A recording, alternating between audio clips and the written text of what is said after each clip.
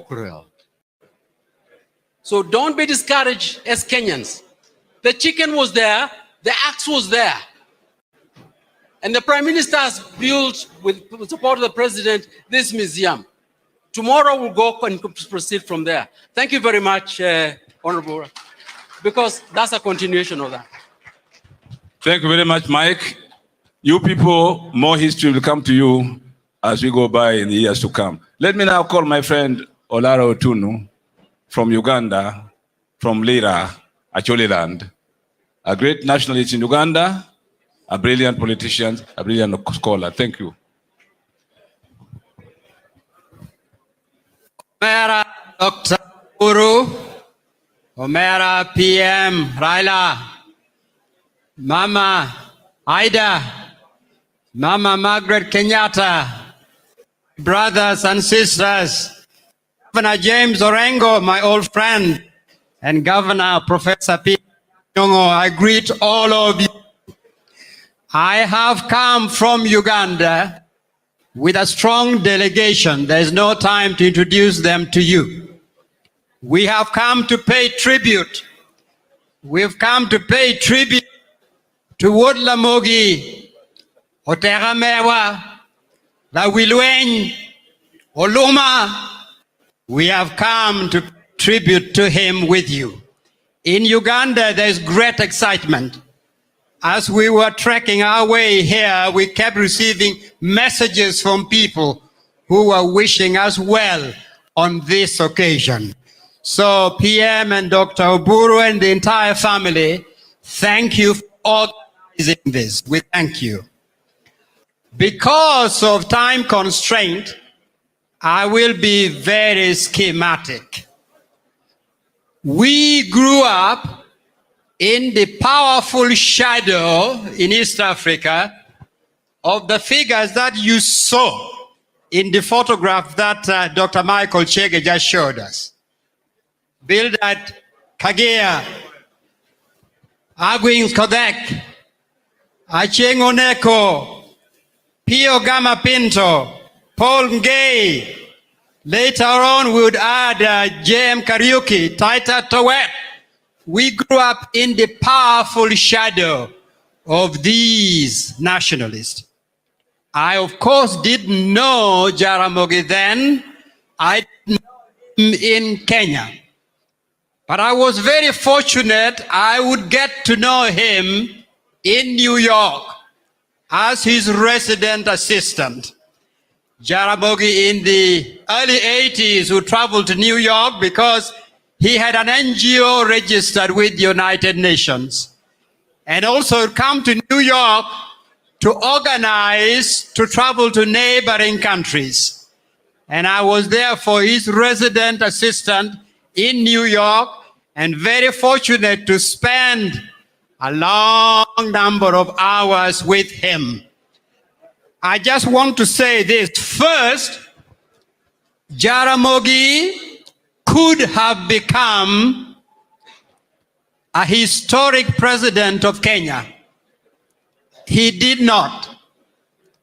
But he became somebody more important, with an impact more durable, because he led by example, because he led and lived by his conviction. Jaramogi therefore left a powerful legacy for all of us. The second thing I want to say is that I was struck by the virtues, by the attributes that were so self-evident in Jaramogi.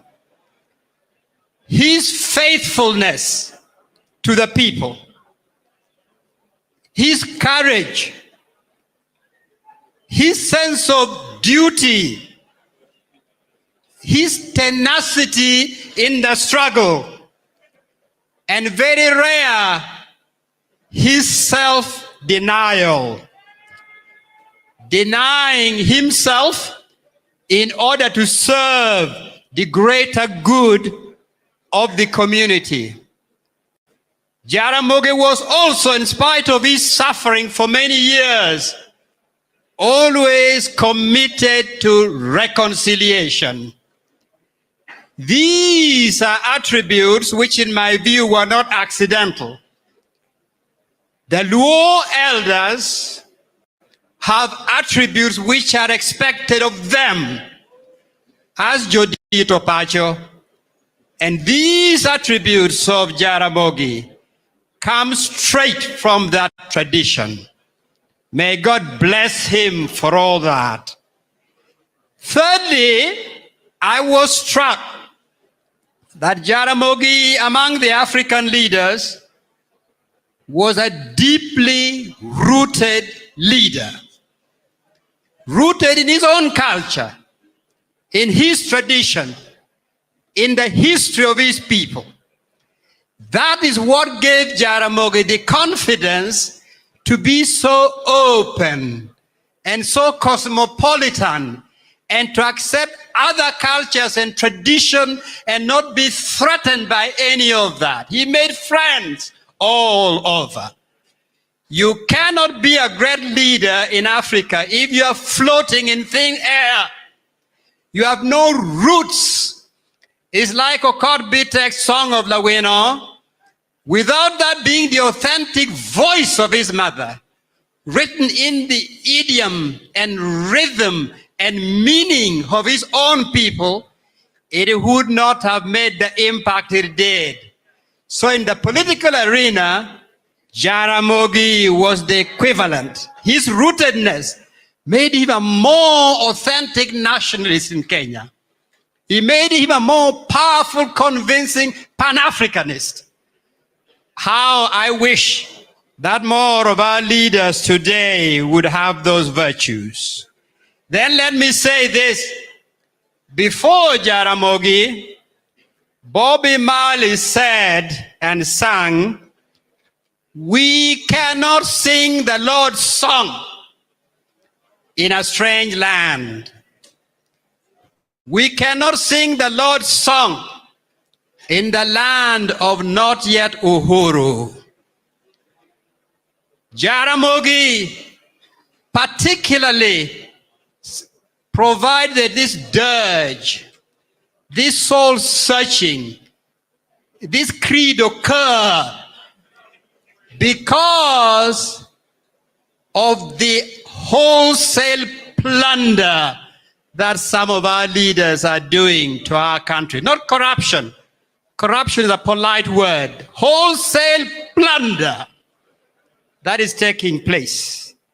Jaramogi spoke of not yet Uhuru because he was opposed to some of the African leaders manipulating our ethnic diversity and richness to divide our people. Jaramogi never accepted this. Jaramogi said, not yet Uhuru, because he wanted power to be with our people, to elect those that should govern them, and not the string of rigged elections. And Jaramogi said, not yet Uhuru, because he believed in an egalitarian society, a society in which a child from the remotest village in Kenya can become Professor Nyang' Nyong'o.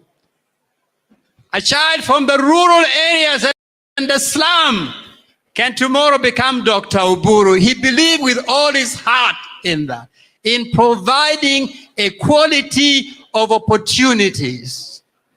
So, if we are today celebrating the life and contribution of Jaramogi, are we prepared to be worthy heirs of Jaramogi? Are we especially address this to the leaders and the intelligentsia? Joma wangu yabe. Are you prepared to be worthy heirs of Jaramogi's legacy? To fight the fight that he left midway. It is the unfinished business of not yet Uhuru. Are we prepared to accomplish that struggle? That is the meaning of today's gathering. And if we leave here determined to accomplish the unfinished business that Jaramogi started, then I'll say, what Jaramogi, what Kikuch, Oterawa, Yue Kikuch, La Wirwuri, We Kikuch, La Wimon, Pien, Wabichobo, what Mamegi, Wabichobo, Lueng, my child. So, Jaramogi, rest in peace. This mission will be accomplished. Rest in peace. Apoyo, erokamano.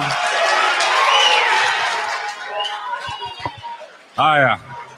Next time you come, Olara, they will be speaking Acholi. Apoyo, erokamano. Asante. Thank you very much. Let me take this opportunity just to introduce the governors who are here and to ask Governor Abdul Swamad Sharif Nasir to say a word or two on their behalf. We have today with us, apart from the First Lady, who is not a governor, my wife, you are in that category. Thank you very much.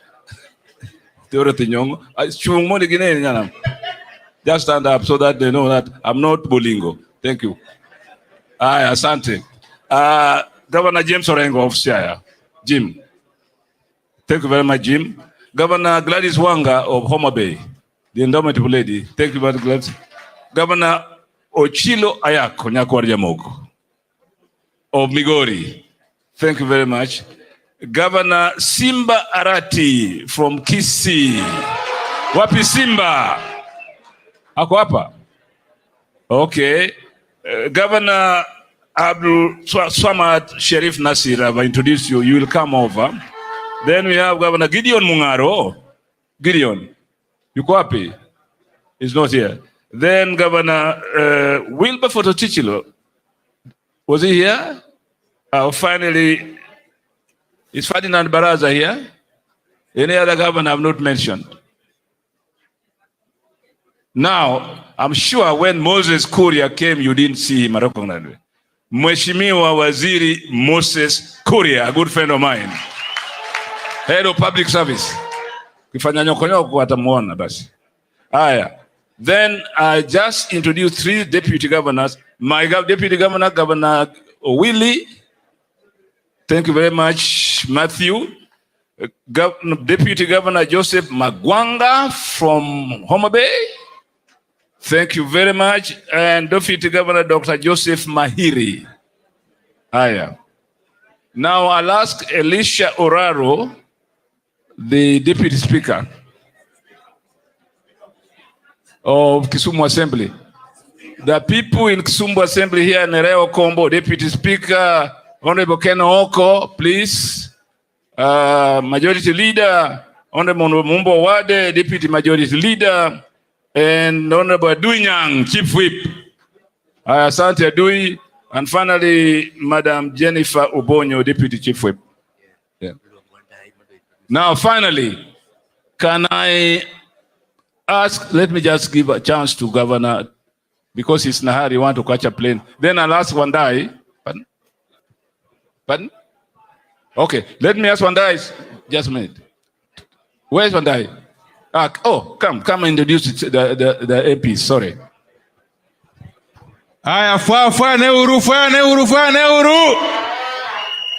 Let me, on behalf of my colleague members of the National Assembly, join the family of Jaramogi in celebrating 30 years since his demise. But let me also say this before I introduce my colleagues, that some of us closely have heard Odinga. And since we have been mentored properly by Baba, by extension, we have been mentored by Jaramogi. And secondly, let us use this occasion to take stock of the gains we have been able to make in the reform journey, and possibly the losses we might have incurred along the way as we through to the coast and to walk the journey. Koro yena uru monda introduce wabunge mankind. Let me just ask you to stand up. As I mention your name, you will sit down. But let me start with the national chairman of ODM, the Honorable John Mbadi, who is also nominated MP. We have in our midst, of course, the county leader or MP for Kisumu County, Ruth Odinga. The Honorable Anthony Oluoch of Mathare. The Honorable Adipo Kwome of Karachuonyo. The Honorable Martin Ward Chief of Niwa.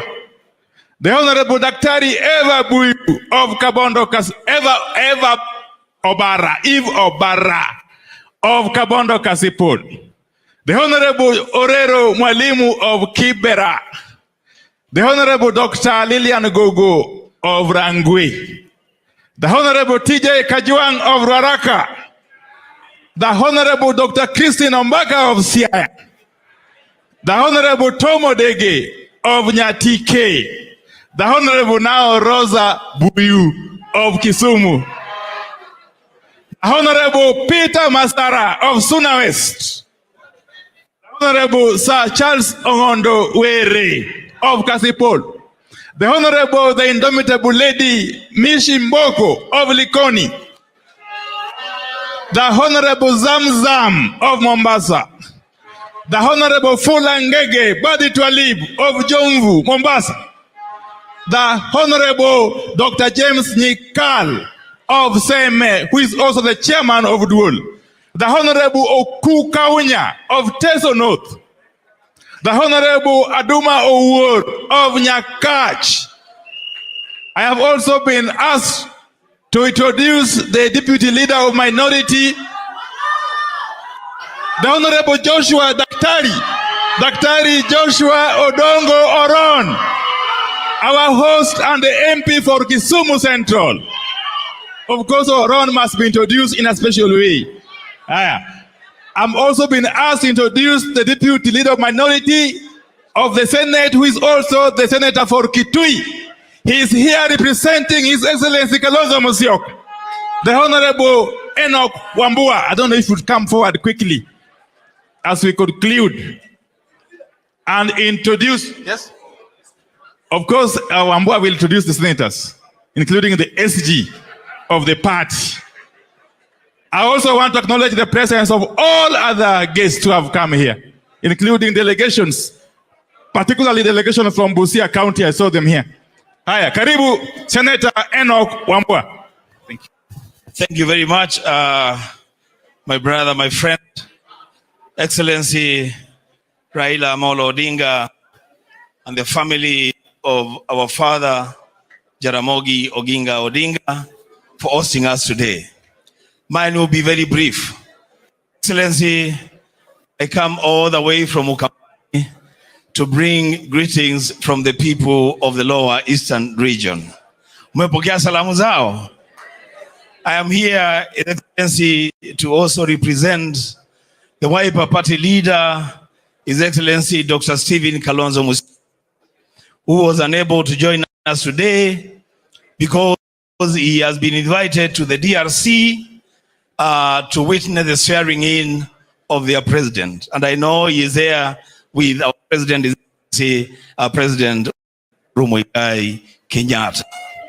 What I know for a fact, His Excellency, and I know my brother Moses is here, I know for a fact that the government of William Samoei Ruto was not invited in that swearing in ceremony because they have messed up protocol with our region. Excellency, I will say one thing and I sit down. Sio ni ukweli? Si tumeambiwa mzee yote alikuwa anasema ukweli? Na sisi tuseme tu ukweli pia? Kabisa. So, I have a lot of respect for three people, three leaders in this country. the first person that I truly respect, and that is why I am here on a Saturday, ni huyu mzee Jaramogi Ajuma Oginga Odinga. Because when he had an opportunity to form government and become president of the Republic of Kenya, he passed that opportunity and said, we can never do it for as long as Johnston Jomo Kenyatta is in dissension. Lazima atolewe kwanza, akuje atuongoze. The second person that I have a lot of respect for is our leader in Azimio, Raila Amolo Odinga. Because in the year 2002, vile aliangalia akaona viongozi, they cannot agree on who will form the government of the Republic of Kenya, he turned and said, Emilio Stanley Mwai Kibaki. And with those words, this man liberated us from the many, many years of dark rule of KANU. The other man I have a lot of respect for, and that's the man for whom I'm here to bring his things to you, is one Stephen Kalonzo Musyoka, who in the year 2013, he shelved his presidential ambitions and stood firmly behind Raila Amolo Odinga. In 2017, he shelved his ambition and stood firmly behind Raila Amolo Odinga. In 2022, he shelved his ambitions and stood firmly behind Raila Amolo Odinga. Those are the three men in this country that I adore and I respect. And I want to say today, without fear of contradiction, that the salvation of this country in terms of political leadership lies in the hands of Raila Amolo Odinga and Stephen Kalonzo Musyoka.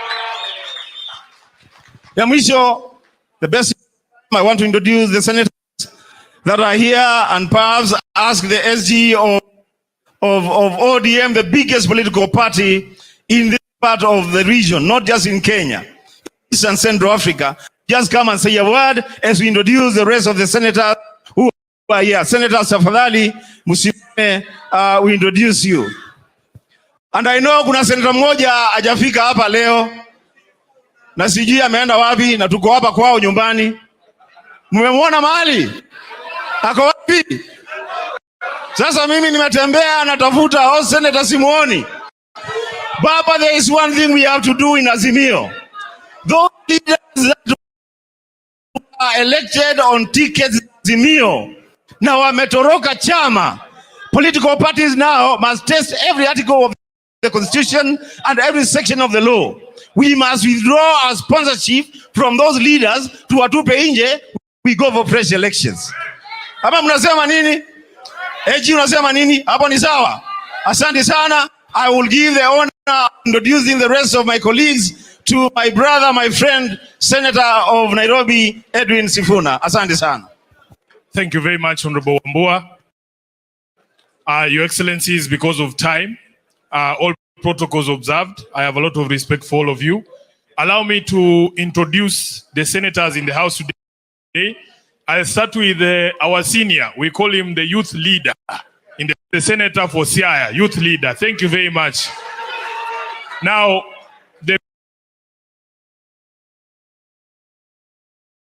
Homa Bay na anafikanga mpaka huku yote. Your Excellency, allow me to introduce also the senator for Migori, my brother Eddie Mwokratego Gisheru. Alafu finally, my chairman of the Public Accounts Committee and the senator for Homa Bay, Honorable Senator Moses Kajwang. Asante sana, Your Excellency. I will say only one thing and sit down. To the family of Jaramogi Oginga Odinga, it has been the honor of my life to know this family, to become friends with this family, to walk the political journey with this family, to learn from people who learned directly from Jaramogi himself. Your Excellency, it is not many young people who get the opportunity that some of us have gotten in ODM.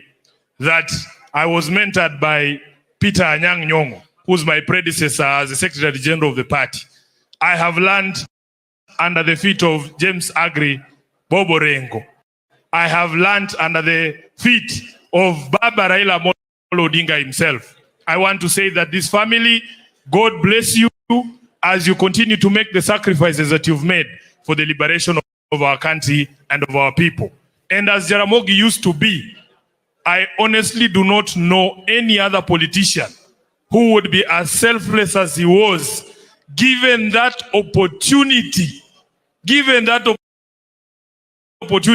if it was me, I don't know if I would take the same decision that he took. If they called me today, Your Excellency, and said, Sifuna, you come and be the president, I don't think I will think of anybody else. I will just say, later your Bible, mini kule kiapo. So he was a very unique person. Your Excellency, with your permission, allow me to recognize members of the County Assembly, especially the ones that have come from Nairobi.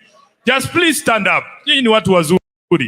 Led by our own majority leader there, Peter Emwatok, the chairman of budget, Honorable Odalo is there, Mama County, Mama Catherine, I can see you, Honorable Perpetua Mbojiwa, yes.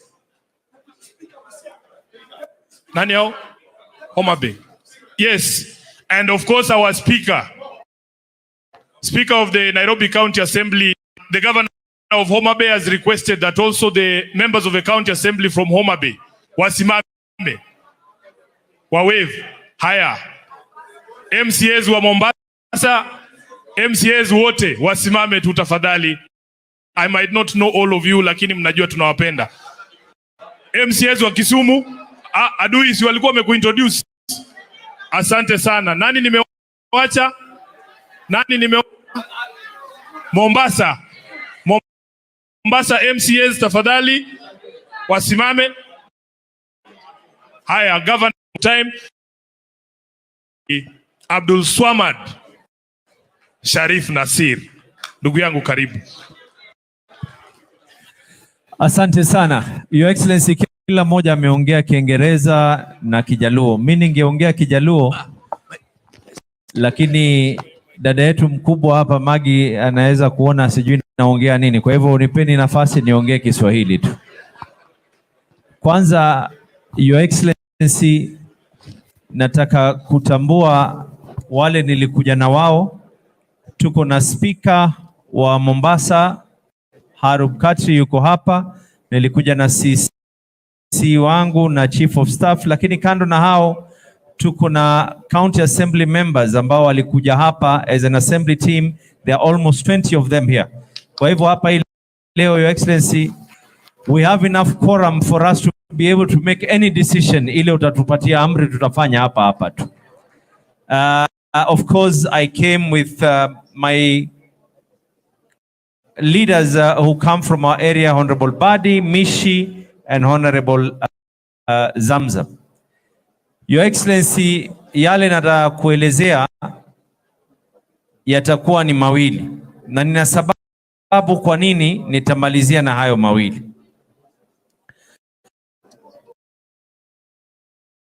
Maisha ya hayati Jaramogi, mzee ambaye kwamba alipopatiwa nafasi akaambiwa chukua mskani wa urais, alikataa, akasema hapawezi kuwa na uhuru katika Kenya ikiwa kuna wengine bado wako ndani, akiwemo ni Kenyatta. Walipochukua nchi, akawa naibu wa rais. Kwa mtazamo wake ya kwa fikra za kisiasa na nchi inavyokwenda havilingani na yeye, akatoa uamuzi, mimi ni bora niweze kujiuzulu, lakini niweke heshima yangu na heshima ile ambayo kwamba nilichaguliwa nayo iwe juu. Hakuweza kusita kupeana nasaha na kupeana yale mazuri kwa wale walikuwa wanajulikana kama Young Turks. Wala hakushika wale ambao kwamba ni Wajaluo peke yake, akashika watu ambao kwamba ni chipukizi, wale walioko mbele yetu, Orengo, Profesa Martin Shikuku, Mombasa kulikuwa na Bamaharis na wengine wengi, Gitobu, Imanyara, wengi kutoka sehemu tofauti ya hii Kenya. Sasa hizi sifa za uongozi ambazo kwa hii Kenya ya hii leo ni chache, mtu aloweza kusema haya ambao kwamba tunayaona katika nchi nyingine, akasema ya kwa mimi najiuzulu, sikubaliani. Mtu ambaye hakuweza kuogopa kupeana nasaha na kupeana uongozi kwa vijana ambao kwamba walioko chipukizi, ni lazima maisha haya yaweze kusherekewa. Ndio nikasema Your Excellency, nina mawili ambao nitaweza kuyataja hapa. Moja, sitaomba ruhusa ya familia. La pili, nitaomba ruhusa ya familia ya Jaramogi. La kwanza, Your Excellency, tupe nafasi tukitoka hapa. Tuna barabara katika Mombasa. Kama gavana wa Mombasa naelezea na natoa amri, kuna barabara katika kaunti ya Mombasa itakuwa na jina la Jaramogi Odinga, iwe katika kumbukumbu ya historia. La pili, Your Excellency, hili nitaomba ruhusa ya familia waweze kukubali. Jaramogi alikuwa si kiongozi wa Wajaluo, alikuwa ni kiongozi wa Kenya nzima. Aliweza kuinua Kenya nzima. Ikiwa leo tuko hapa kumbukumbu ya miaka 30, mwaka wa 31, Your Excellency, kwa moyo mkunjufu, kwa niaba ya watu wa sherehe Mombasa, tuweze kuziweka kumbukumbu ya mwaka wa 31, ili mwaka wa 32, nina imani ya kwa kaunti zote 47 zimeweza kupata athari bora ya huyu ambaye kwako wewe alikuwa ni baba wa kukuzaa, kwa Kenya nzima alikuwa ni baba wa demokrasia na alileta yale mengi. Na tusipoweza kuwajulisha wale ambao ni vijana wadogo, kati ya yale aliyoleta Jaramogi ni huu mfumo ambao kwamba sasa hivi tuko nao, ya kwa yale ya kwanza ya mambo ya majimbo, leo tuko na serikali za kaunti. Kwa hayo mengi, Your Excellency, kwa sababu ya msafara ule ambao kwa niko nao na wenzangu, kwa moyo mkunjufu nitaomba si kukosa heshima, lakini kwa sababu ya hali ya usafiri nitaomba kuwa pamoja wiki nzima hii. Asanteni sana, na kama wanavyosema kwangu mimi Kisumu ni Kisumu dala. Asanteni sana. Asante sana, Governor. Travel well to Mombasa. Thank you very much. Thank you for the good advice you've given us. Now, the next session of the people speaking us on Zoom, before they do, can I ask Mheshimiwa Moses Kuria,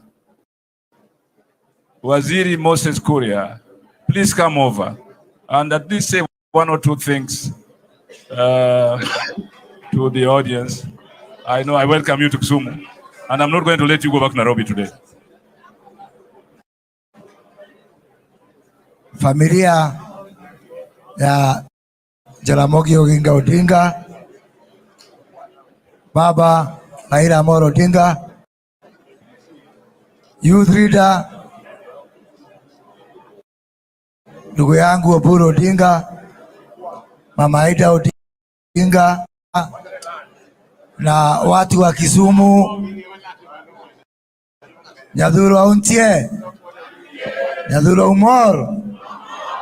Nimekuja hapa kusherehekea hii sherehe ya miaka 30 for one of my early mentors when I was a young man. I remember as a student leader in the University of Nairobi, I met Jaramogi Oginga Odinga. And I remember we were accompanied, tulipelekwa kwa Jaramogi na chairman wetu wakati huo, Mheshimiwa TJ Kajwang, who is here. Pia tulikuwa with our Secretary General, Governor Ochilo Ayako, who is here today. Na wakati huo Moi alikuwa amekataa kurejista chama chetu cha wanafunzi cha SONU. Na Jaramogi tulipoenda kumuona akatusukuma mpaka hiyo chama yetu ikakuwa registered. I remember one time TJ Kajwang and myself went to see the then Attorney General Amos Wako, who was here today. And Amos Wako told me, young man, I understand your position, but my hands are tied. And he could not do anything about it. So Amos Wako, I don't know whether he's still around. He was trying to convince us, just accept to be expelled. Mkubali tu mfukuzwe katika university. Wakati tulifukuzwa kutoka university, Jaramogi Oginga Odinga akapiga simu, akatafuta mtu anaitwa Gerard Otieno Kajwang na akamuamurisha aende mpaka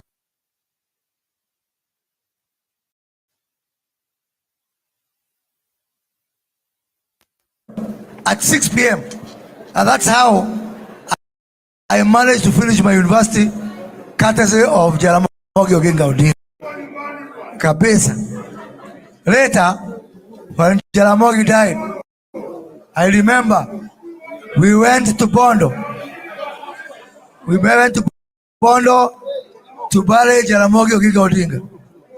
And I remember James Orengo almost took over the funeral ceremony with his famous quote of Mark Antony. 1 year later, during the first Teroburu, when we went to Kangoka Jaramogi, and Moi said that there is not going to be live music. Nakumbuka ilikuwa saa 1 jioni. DC wakati huo alikuwa anaitwa Kirito wa Mike. Akatupa tear gas usiku. Nakumbuka tukipitia pahali kuna cactus huko Kangoka Jaramogi, tukiwa na Oburu in a very small hall. So therefore, I come here today to celebrate a legend and to celebrate a part of Kenyan history that shall never be taken away.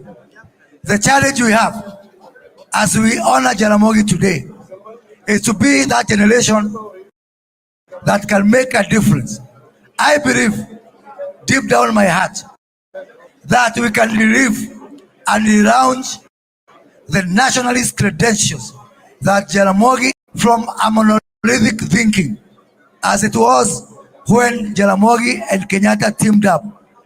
It may not be from the same political party, but we can have an agreement on things that we can never have a dispute about. We can agree on a set of ideals that brings Kenya together. May God rest Jaramogi Oginga Odinga in eternal peace. Asante sana.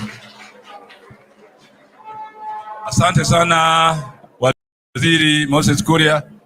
Can we have order in the house, please? Tafadhali. Asante sana. Asanteni sana. Now we are going to have presentations from abroad from 4 scholars in Great Britain and the US who have studied Kenya very well in politics and economics, and who knew Jaramogi as many of us do. So I'm going to request them to take 5 minutes each for me to call Professor David Throop of George Washington University. He will be followed by Professor John Lonsdale of Cambridge University. And then our brother John Kamau, who is a well-known journalist in Kenya, but currently is doing his postgraduate studies in Toronto, writes very good articles in the papers, well researched and from archives and so on. And finally, from Professor Robert Mason of West Virginia University. So first, let me request Professor David Throop of George Washington University to come on, please. Please listen to him very carefully. Pay attention as Professor David Throop addresses you for 5 minutes, followed by the others. Thank you.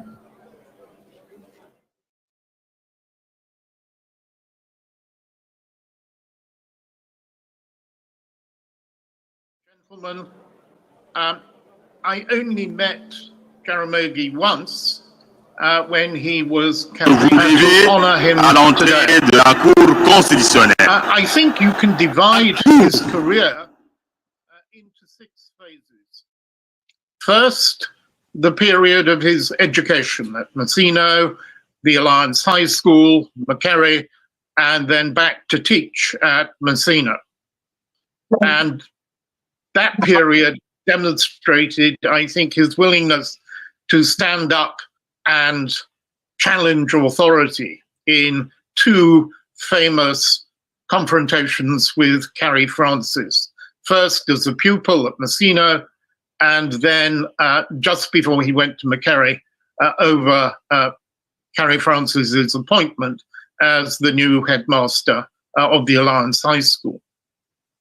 The second period is, I think, extremely important and underestimated.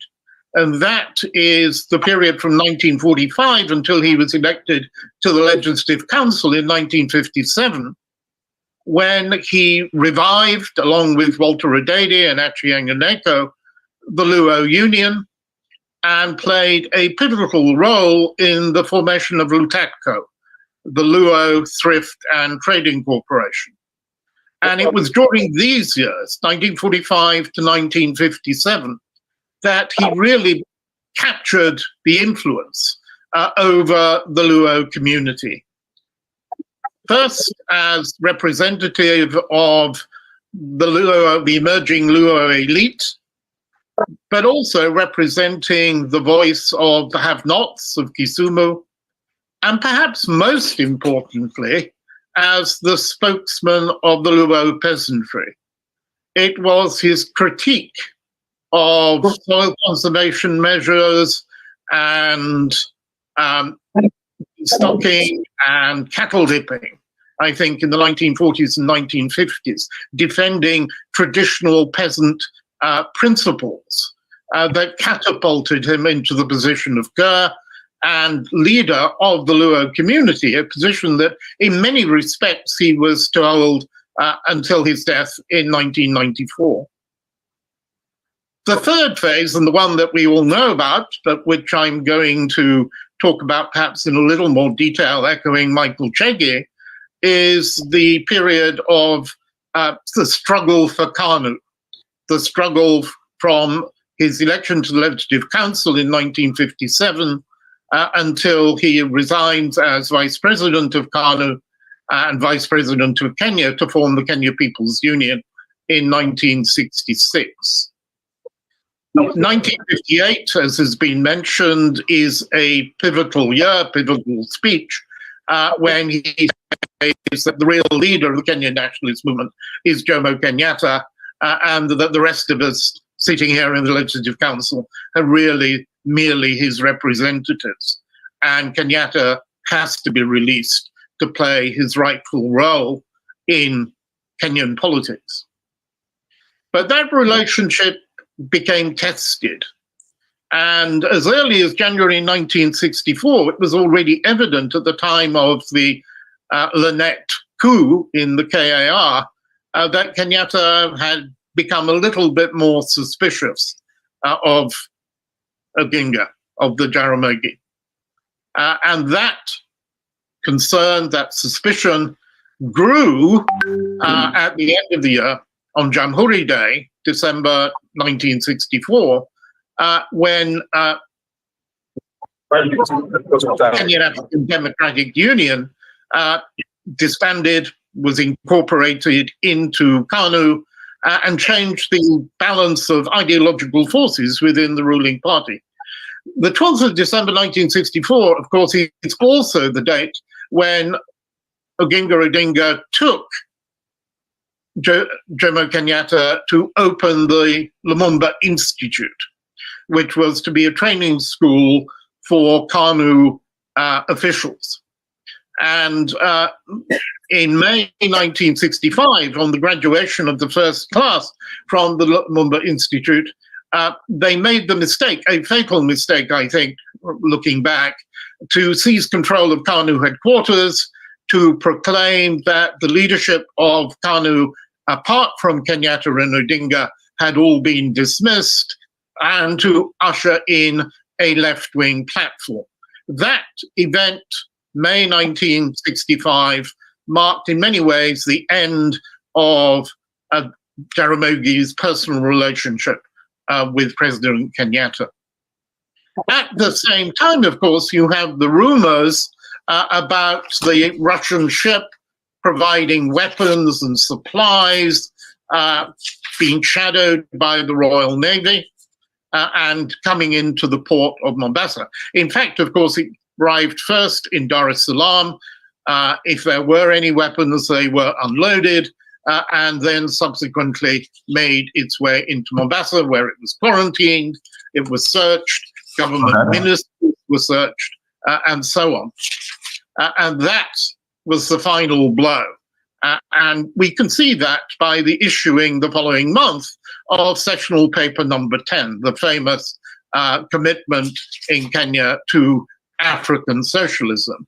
And it being quite clear that African socialism in Kenya represented something very different from African socialism and the Arusha Declaration and Ujamaa in Tanzania. It was much more friendly to capitalism. It marked, if you like, the culmination of the final blow to the Jaramogi standing inside the inner circles around Kenyatta. But having said all that, I want to refer to what Michael Chege said. And I want to talk in particular about the Information Research Department at the Foreign Office and its dirty tricks section, the Special Editorial Unit, which in these crucial years, 1964-65, produced 4 black operations against Odinga. The first of which, in September 1965, saw the publication of a story, revolution document in Kenya, in the Daily Telegraph, which had allegedly been issued by something called the People's Front of East Africa, and which alleged that Jaramogi was to be brought to power by a recently formed People's Revolutionary Socialist Party. This story was completely concocted by the British, and it sent out 80 copies, which it hoped would be caught and published in the press. In fact, there was a major story in the Daily Telegraph which wanted to get back at Jaramogi for expelling their correspondent from Nairobi. And there were other fabrications, other pieces of what we would now call fake news, claiming that he was a tool of the Chinese, and so on. The story of British propaganda operations in Kenya is a reminder that the days of a declining empire were not as much pomp and circumstance as deception, disinformation, and dirty tricks. At its heart was an effort by London to continue to exert control over a former colony well after it had become independent. And Jaramogi was the great victim. The 4th, 5th, and 6th phases I won't really talk about, they're well known. There's the KPU phase, 1966 to 69. There's the era of detention and house arrest and the failed political comeback in 1980, 1982. 2 decades, really, of frustration and years of wilderness. And finally, you have the campaign for multi-party politics. If Ford had not split, if Kenneth Matiba had not pulled it asunder, they might well have won. They already had 63 seats in the 1992 election. If you combine Matiba and Jaramogi's vote, it comes to 42% compared to the 36% by Daniel Arap Moi. But in all probability, of course, the election would have been rigged even more. There would have been even greater violence. But I want to end by giving you a thought.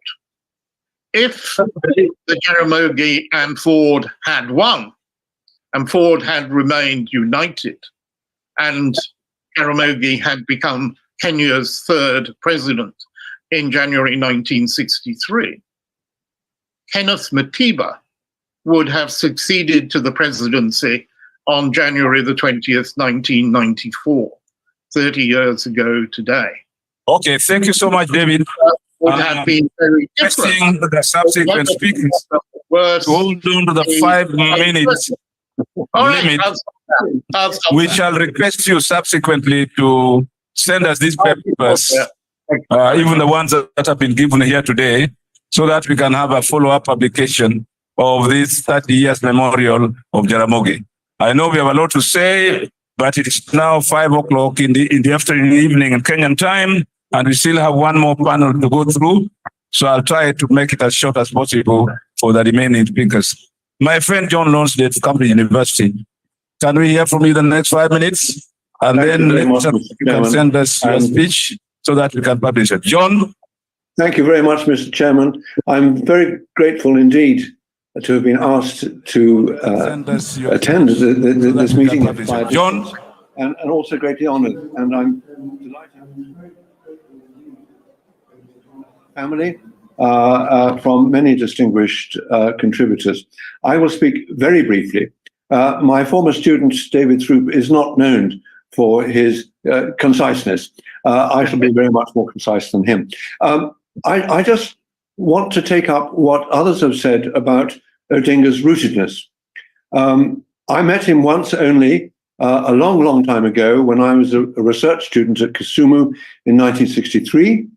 When Odinga, as others, were campaigning, he was very busy. He swept by. I managed to say hello, and that was about it. But the point I want to make is that the person I found most interesting to talk to around Kisumu in 1963 was a wonderful old man. Recording in progress. And John Paul Alola was the farmer at what used to be called the Native Farm at Kibos.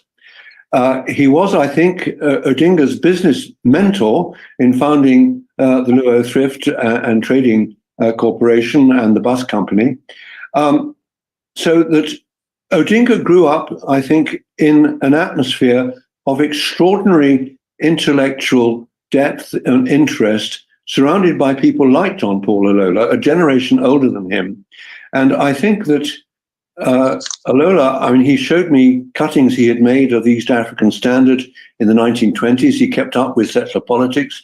He showed me letters that he had written as an agricultural instructor in, I think, 1914, complaining to the district commissioner that the Luo chiefs were not planting the kind of seeds that he was recommending. Odinga was himself a great man, but he was, I think, the child of great people. And I think that if we really want to understand him, then we need to understand a great deal more and record a great deal more about how the Luo themselves responded in such an extraordinarily creative way to the challenges of colonial rule. I want people like John Paul Alola to be remembered as much as Odinga. With that, I will hand it back to other people who remember very much more about Odinga than I do, a man I have always admired. Thank you very much. Thank you very much, John. Thank you very much, John. Very much like you, concise and to the point. Please say hello to your colleagues in Cambridge. Now, let me turn to John Kamau. John is a journalist, but currently is doing his postgraduate work in Toronto. Has done a lot of archival work on Kenyan politics and economics. John, please, can you come on? Thank you. I hope you can hear me all. Yeah, we can hear you. Thank you so much. And I'm very happy for the Odinga family for organizing this panel. and also these meetings. I'll be quite quick. I've done quite some work on Jaramogi, and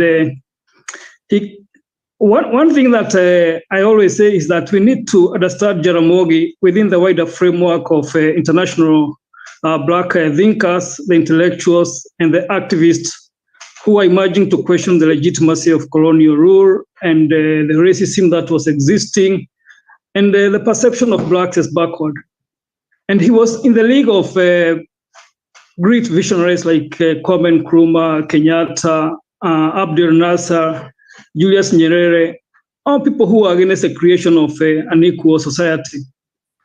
And I try to look at him from that international perspective, because the kind of he was engaging in fighting against a system of domination and exploitation.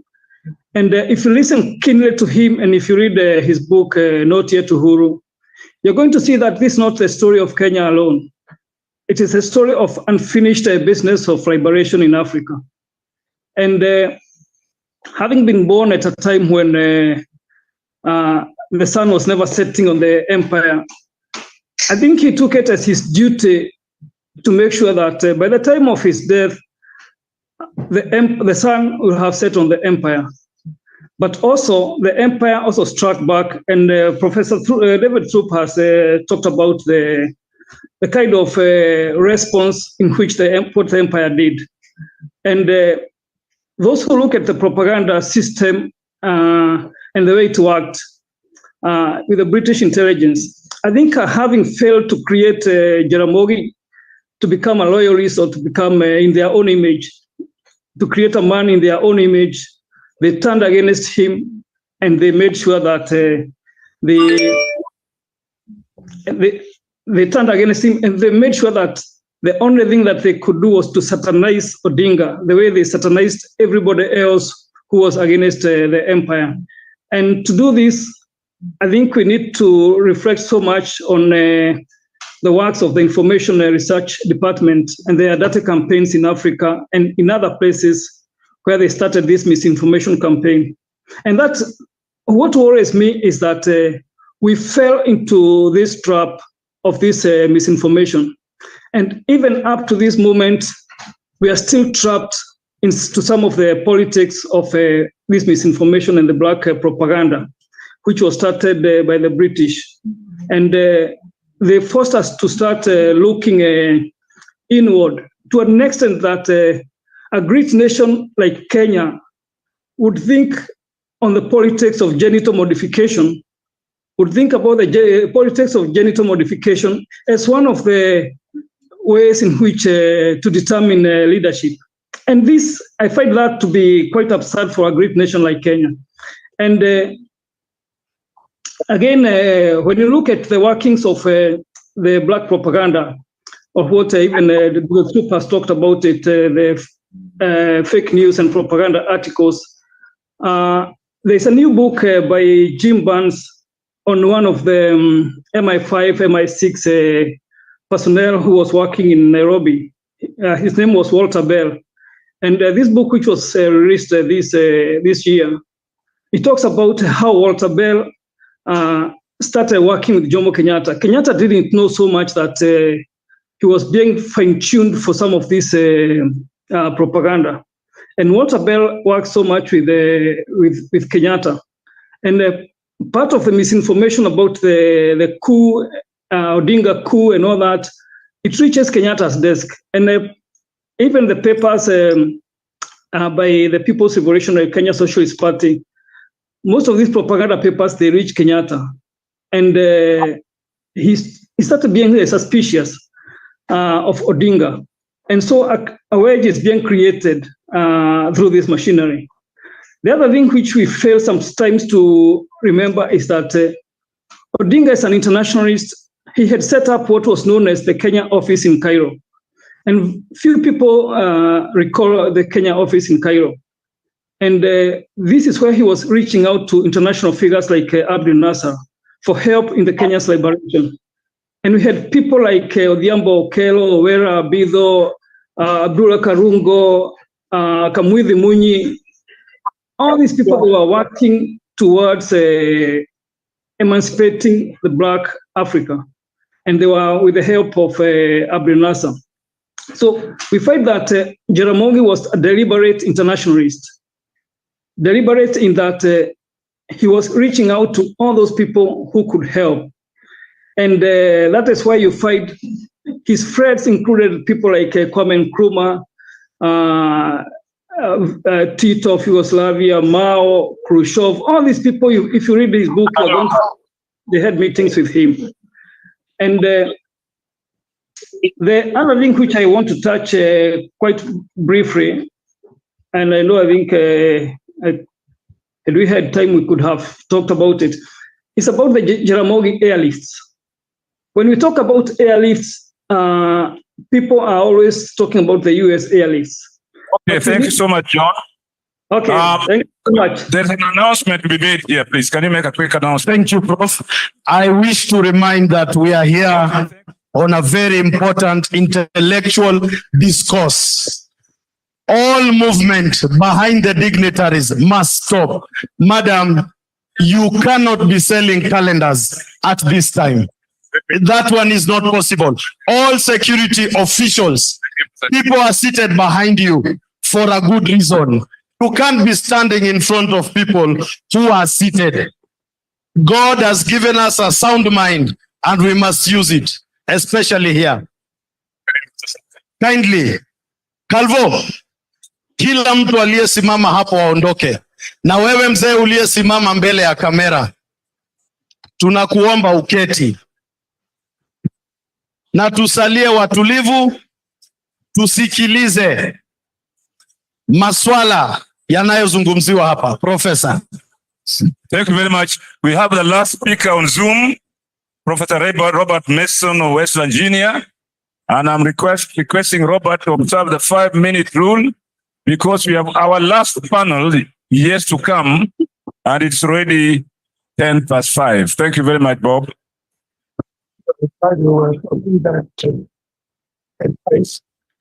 I'm starting this by recalling the times that I... Can we, Robert, on please?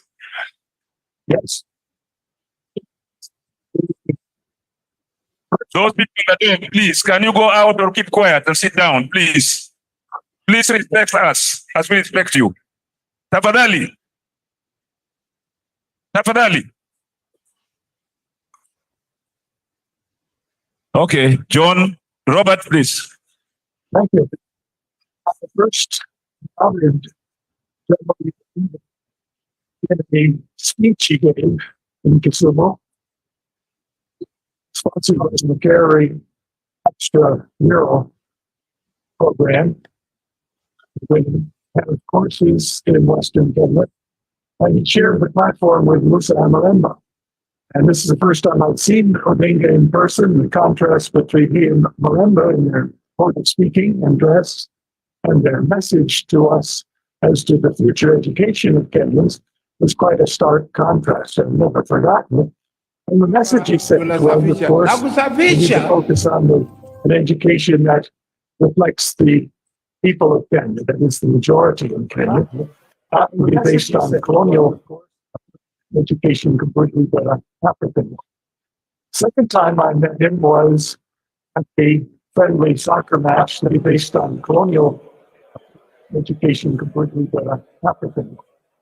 Second time I met him was at a friendly soccer match that was arranged between North Nyanza and Central Nyanza to welcome Kenyatta and Odinga to Western Kenya. First time Kenyatta visited, Jomo Kenyatta visited as Prime Minister. I had the opportunity to shake hands with him then.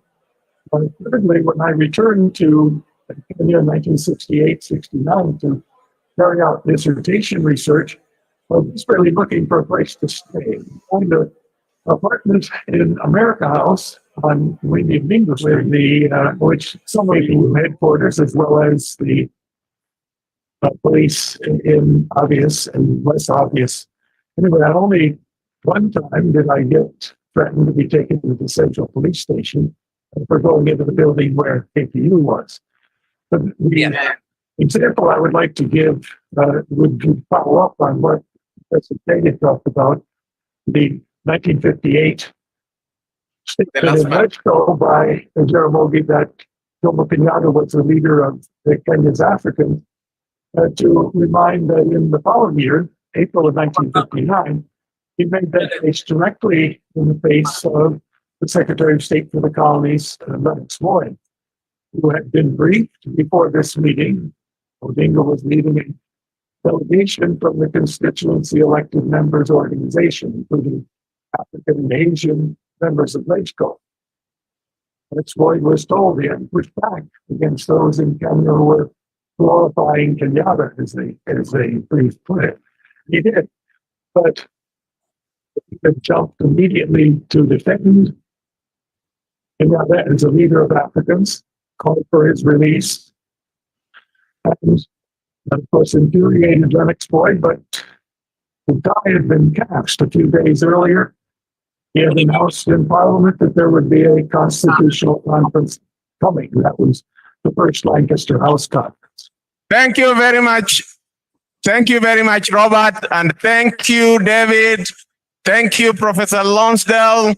Thank you, John Kamau. Still stay tuned because we are doing the last panel now. And we thank you very much for turning up for this occasion.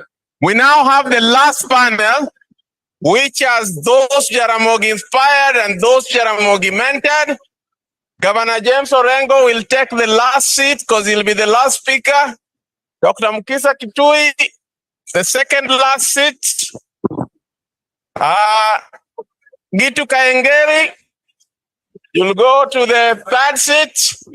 Archbishop Okoth will come to the second first seat. And Mama Jael Bogo, will she speak from there? Then she can come to the...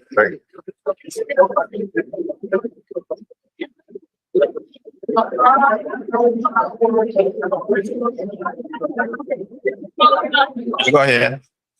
Yeah.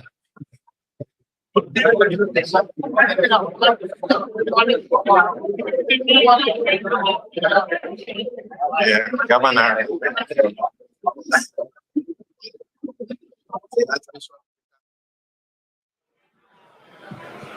Yeah, Governor. Archbishop, you can start, yeah? What's the next second? Roger. Okay, hey, please, we are in the deep moment of listening to the lectures. Kindly go to the tent.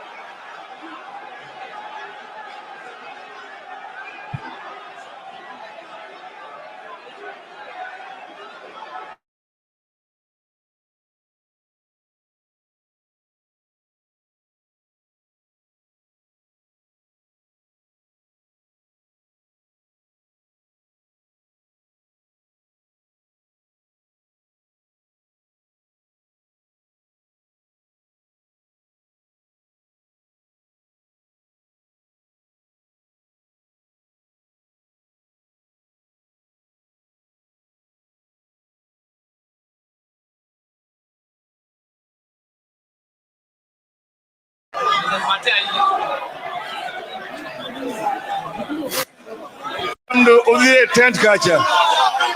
Kaburu moni. Kaburu. Maber. Di udie tent kacha. Urita. Uinya. Uinya. Abiro ko.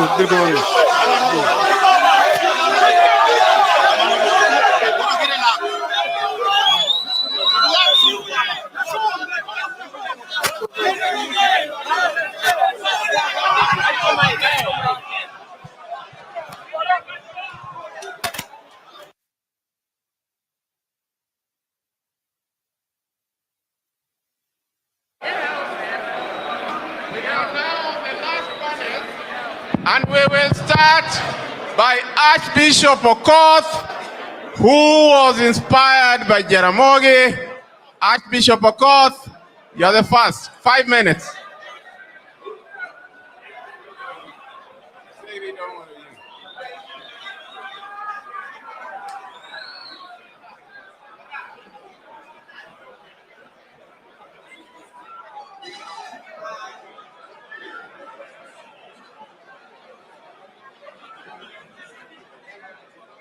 Okay, we'll have Archbishop now.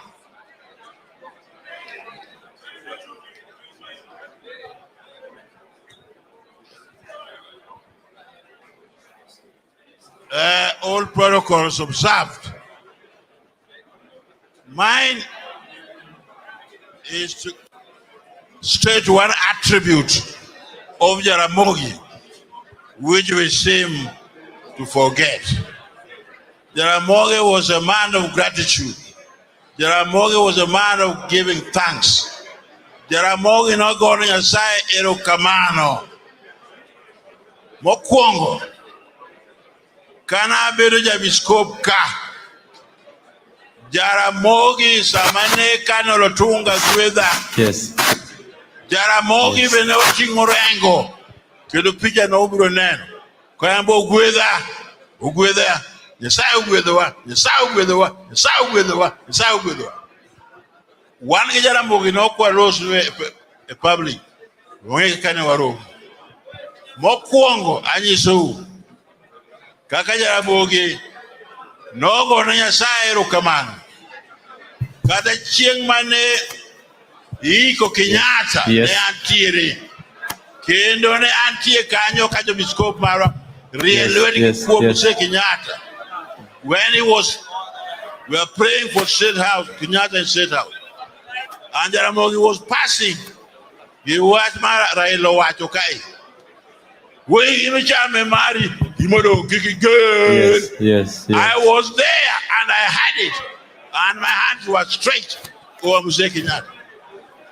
Manager Jaramogi wacho, tokado talemu na Kenyatta. And now my experience says, Machielo, Ben, Awakuru, Jaramogi no go na Nyasaye erokamano. Mai to kada wacho mang'eny abiro wacho matin. Dawacho matin. Kano tue Jacom 82, 90 years. Mama ida to ng'eyo. Onge gima lando. An mawacho ne amna rwako ne Jakomo deyo ne. Kaluongo ne Father Augustine mwa Machakos. Akete mtoka moromo. Olal kode mochopo kae mo lal kode mo kadho kunam modhi yo loka kocha. Moko go kanyisu mang'eny. Jaramogi ne Nyasaye erokamano. Nyasaye ogwedhowa. Mano wan gi Jaramogi. Koro wacho ni gik mane ok owacho ni mondo winji. That's what Jaramogi was. A man of gratitude to God. Kana weche tek. Kendo wan gi Bishop Okulu ne waromo gi Jaramogi. Sunset Hotel, okay hotel ka. Wadhi wakawe room moro in the upstairs. To wabed kuro sa ariya deko tiere. Nyaka sa auchiel. Kwa konja mburo gi paro. How to get around that section 2A. Mako ne bangane wayudo. Kana gino chopo kare. Jaramogi no wakani Nyasaye gwedhowa. Nyasaye erokamano. Jaramogi was a man of God.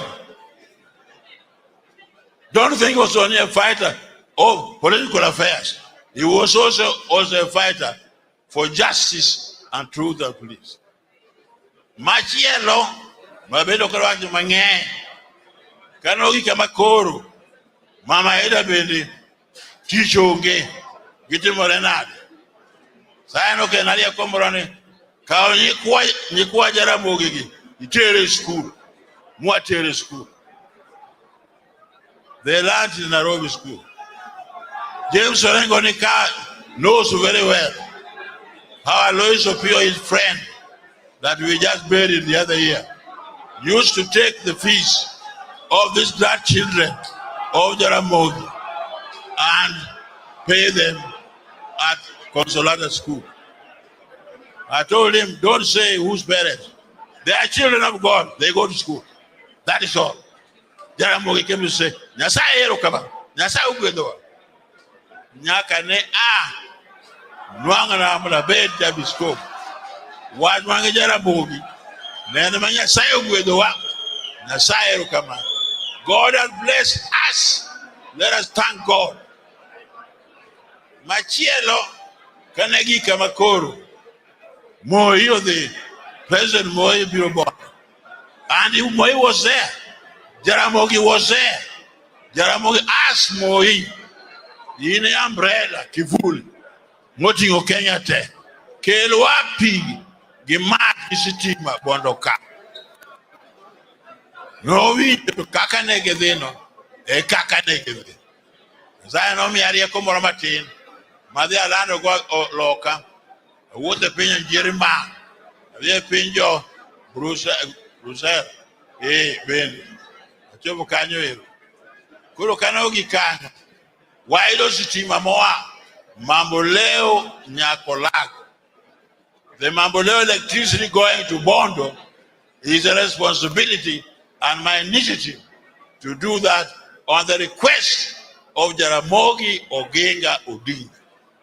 Kendo kana chobo Bondo. Wadi nyangoma. Nyakolago. At Olago itself at the port. I engaged a Jewish water engineer, Adler, that fixed the Olago water project. Jaramogi used to come there every day almost. Jaramogi thanked me and said, Bishop, Eru Kama, Nasayo Gwedowa, Nasayo Eru Kama. That water project, no negotiate. Nyakodu, Nyangoma, back to Bondo, Kiriko Chico Ibo. Two distribution tanks had to be built on top of the hill. Jaramogi went to the community and asked the people, allow the bishop, let's get a tractor to make a road to the hill, top of Sarafongo Hill. There are 2 water tanks there I built that distributes water back to Nyangoma, back Kochiko Imbo, back Kadugo Nango Kon. Jaramogi comes and say, Nasayo Gwedowa, Sayo Kama. Karakina the picture. Mane Waya Okanyo. Malungo bishops by Kenya came to Nyangoma Olago side. Wasamo Mesakanyo. Wagona Nyasairo Kaban. Pi mani oyodo. Sao Sakwanonga pi. Jaramogi Mabenenge Jalango Kumo. Manodongo for Kenya roving ambassador. You are there. And cannot give.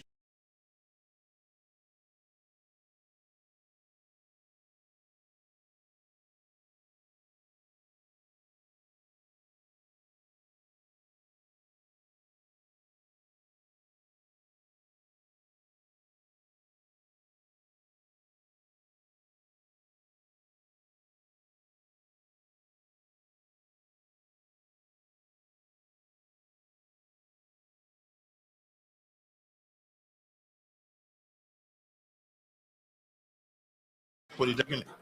Magara Manungene, Jaramogi was a man of gratitude. He was a political fighter for truth and justice. But where there was no justice, Jaramogi did not hide from me. We did not meet where people meet us. We met in our own small ways, here and there. Sometimes at the end of cool thing about this and that. But Jaramogi was always a man of gratitude. Let us not go away saying he was only a fighter. No, he was a fighter for truth and justice and peace. That's what he was. Kanogi Kamoro. Jaramogi Chako. Biro ira kwa na ero Kamoro. Biro maido koro angoma timorene. To kanogi kanyo ero. Mane koro idhiko masime. Justice. Ne anti anamanaike. Jaramogi was not allowed to speak. He was not allowed to speak. The man ane vialtar. Sama kurasa mamisa ane commander in chief. Mana along Jaramogi miru uoyo. Moko na yiyeru kama. Mwaka na Nyasaye gwedo. Mono SM utienu. Odhio ikinyara gunga. Note pap moro tuk gongo koja. Jaramogi no gona ero kama. No gona Nyasaye ero kama. Magi gik mwa ke modwangene ya. ngima Jaramogi ne en ngima nyaka wa respect, wa miyo also gratitude, and we thank God because Thank you very much, Archbishop. Indeed, the Ford Kenya slogan was haki na ukweli, because Jaramogi was for truth and justice. Next is Jael Bogo. Phoebe Asio records in her autobiography that you and her tried to persuade Jaramogi not to resign as vice president. Tell us more. Thank you. I hope you will excuse me to speak in English a little and mix it where necessary with my mother tongue. My name is Jael Ogombe Mbogo. To the family of Jaramogi and all protocols observed, I come to you today to confirm that that I am one of the products of Jaramogi's mentorship.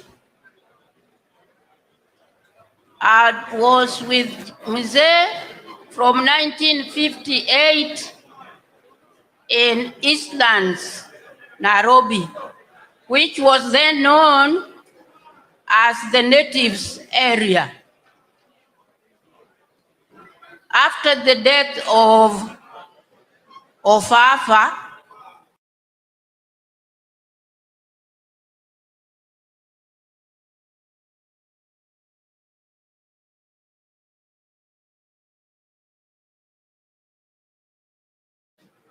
who are blacks. And that is where we started with Mzee. He was in Ofafa, Jericho. I was in Ofafa, Maringo, F17 as a counselor. We were 6 of us, 5 Africans and 1 Asian, T.S. Nyanandra, represented the Asian community in the city council under the leadership of the lady mayor, who was a European. I was also at the same time working with the city council in the building department as a secretary. And during the course of my work, there was a lot of happenings. This was the time when Africans were getting ready and fighting hard to achieve our independence. I got involved in many ways because of my skills and service. Through Jaramogi, I learned one principle. That was, you cannot receive money or anything before service. It is service before self, which was very difficult in those days and particularly in these days. You cannot expect anybody to do anything for you without first exchanging money. That was the beginning of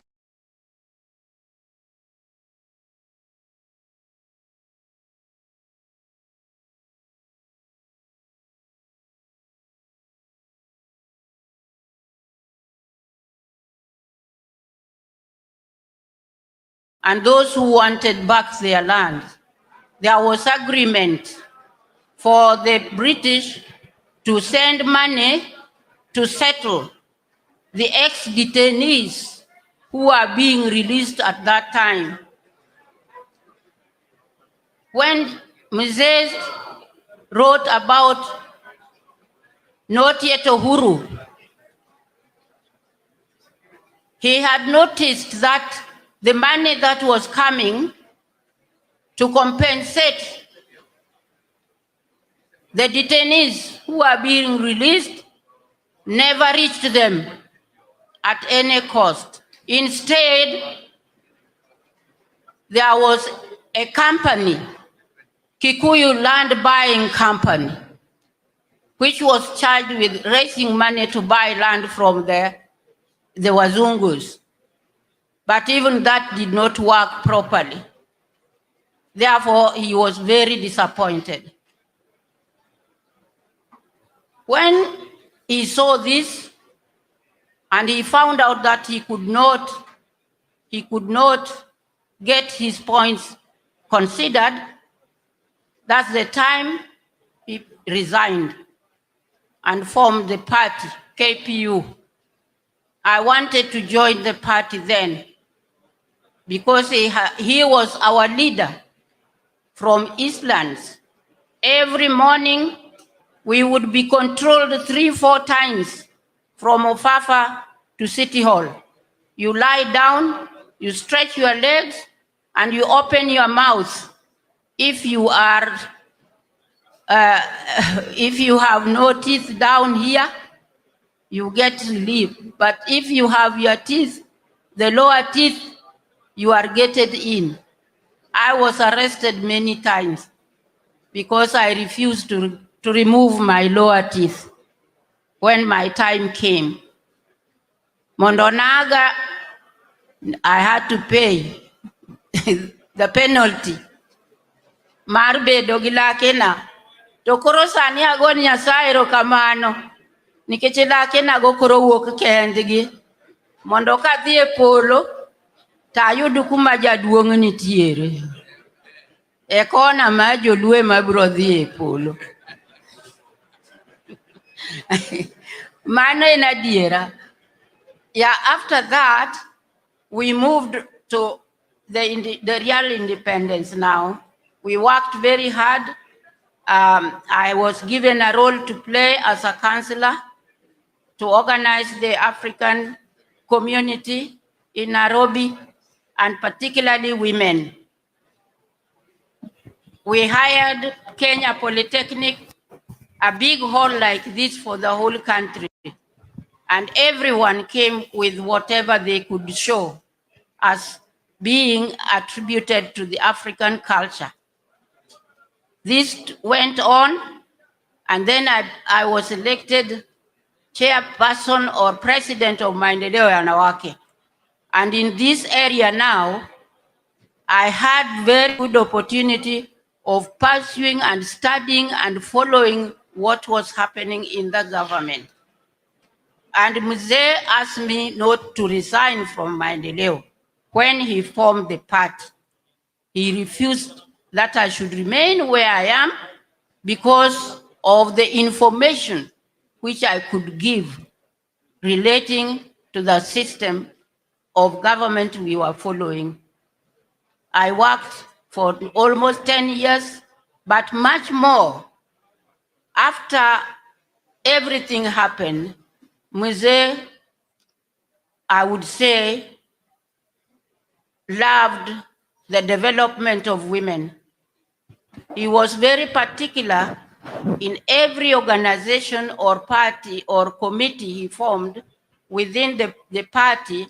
He must see the face of women. And this he did not lose sight of until much later on. Come 1991-92, during the formation of Ford Kenya, or Ford Original, he called me personally and asked me to go to the office because he wanted to assign some duties to me. When I arrived there, he told me, I want you to head the Department of Women in the party. And I want you to go out and bring as many women leaders.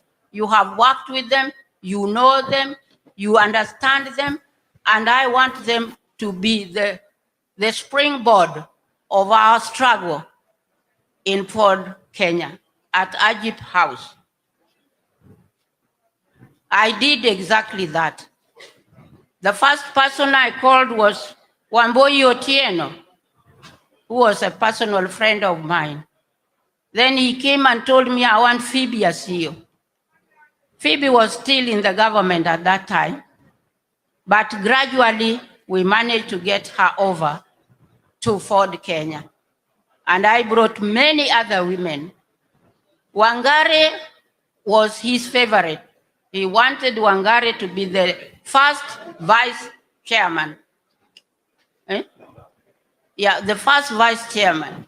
But when we went for elections at City Hall, City Stadium, Wangare stood and stepped down. And that is how Muite came on board, with Wamalwa as second vice chairman. I have worked with Mzee in many areas. When he was vice president, he was assigned the duty to draft the constitution of the Organization of African Unity, OAU. I'm the one who typed the document he went to present in Ethiopia, when the first OAU body sat to look at the constitution. And besides that, many other documents, he entrusted them to me because I could not let him down. And I liked working with Mzee because Mzee was very simple. You asked him a question and he will not hurry in answering you. He will tell you, I have heard what you want. You go, I'll call you. And that made it possible for each and every one of us to reach him easily. I don't mean that he was a simple person, but the way he related to us in the office was very, very peaceful, very well coordinated, and he would always consult us as young people, as small people in the office. He will say, I want you to come to the hall to hear the speech I'm going to read. And if you feel anything is missing, please feel free to contribute and do it. So I want just to affirm that Mzee mentored me in many ways. He gave me ideas. He told me a leader must have 3 hearts, one in the middle, one on the left, and one on the right. If you have an issue, a difficult issue, you must divide it into 3 portions. So if you feel you can deal with it right away, put it on your left-hand side. If you feel you want to have it the next day, store it on your right-hand side. But always keep your heart open for other issues that are coming. You should not block the flow of issues, whether they are challenging, whether they are good, whether they are bad. You must be ready to confront them in an amicable way so that the party or the program you are trying to accomplish is achieved in time. Thank you very much. So I say, myself being a student and mentored by Jaramogi, I am very grateful to God. And I want to thank you, the family of Yaduong, for what you have done to us up to this time. I don't see any other party I can belong to in my life unless it is ODM. And Thank this you. is my mission to you. Before I finish, because I have a lot to talk about. Yeah, it's just if you time. give me just two Okay, minutes more. 1 minute, 1 minute. The work I have done in Kenya as a person was to make sure that the position of women is recognized. And that I have done throughout my life. I'm now a Moran of the Burning Spear, and the citation is my persistence in working for the the development and progress of women in leadership, in economic field, in employment organizations and government. And I still want to continue doing that until my last day. I was very happy today to see the number of women leaders. One of them, the most powerful one, is sitting there.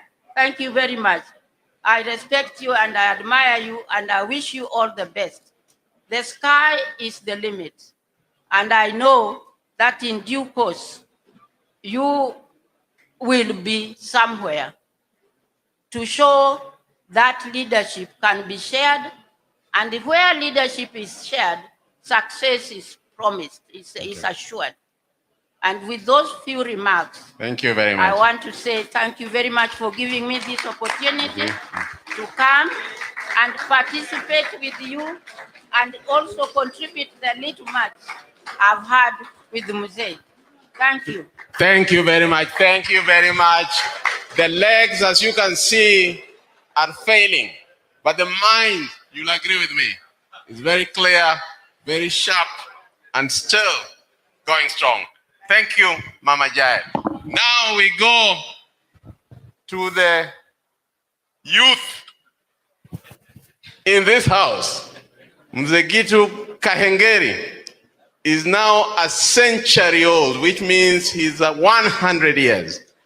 He lived in the struggle of Mau Mau, and he has documented recently in his autobiography that Jaramogi is one of heroes. Tell us why, Mzee Gitu. 5 minutes. Mimi jina langu naitwa Kahengeri. Mimi ni freedom fighter. Nilikuwa katika vita na Waingereza kwa miaka 7. Na vita vya Mau Mau, nataka kutangaza hapa leo, havikuwa vita vya Wakikuyu. Havikuwa vita vya Wajaluo. Havikuwa vita vya Wakalenjin. Vilikuwa vita vya watu wa Kenya. Na watu hawa wa Kenya ni kutoka Namanga mpaka Moyale, na kutoka Indian Ocean mpaka Busia. Kwa hivyo hawa watu wote walikuwa freedom fighters, kwa sababu wale walikwenda msituni, walikwenda kupigana ili nchi yetu iokoke kutoka utumwa. Wale waliokwenda kanisani waliomba Mau Mau ishinde, wazungu waende kwao nyumbani. Kwa hivyo sisi tunajua vita vya ukombozi vya Mau Mau ni vita vya watu wa Kenya. Nikimaliza hivyo, sasa nitasema natoa shukrani kubwa sana kwa mji wa Jaramogi Oginga Odinga kwa sababu wa kutengeneza mkutano kama huu na kuachilia sisi ambao tulifanya kazi na yeye kuambia kitu ambacho labda hawakujua. Ni shukrani nyingi sana. Nikimaliza hivyo, nataka kusema hivi. Jaramogi Oginga Odinga alikuwa rafiki wangu wa siasa na wa kibinafsi, na vile vile alikuwa shujaa wangu, na ni shujaa wangu akiwa amekufa na wakati alipokuwa hai. Kwa hivyo maneno nitakayotoa hapa, nitatoa maneno ya rafiki wangu aliyekufa na bado mpaka sasa mimi nashikilia ya kwamba sisi tuna urafiki pamoja. I want to remind you of some of the unforgettable ideals of Jaramogi Oginga Odinga, reminding you of what you already know is not a crime. Kwa hivyo mtaniwacha niendelee. Jaramogi is one of the architects of the unity of the people of Kenya, which culminated in the Mau Mau armed liberation struggle. He refused to bow to the wishes of colonialists of the colonial regime in condemnation of Jomo Kenyatta to die in prison. Jaramogi victoriously led political campaign of release Jomo Kenyatta from detention in Marela.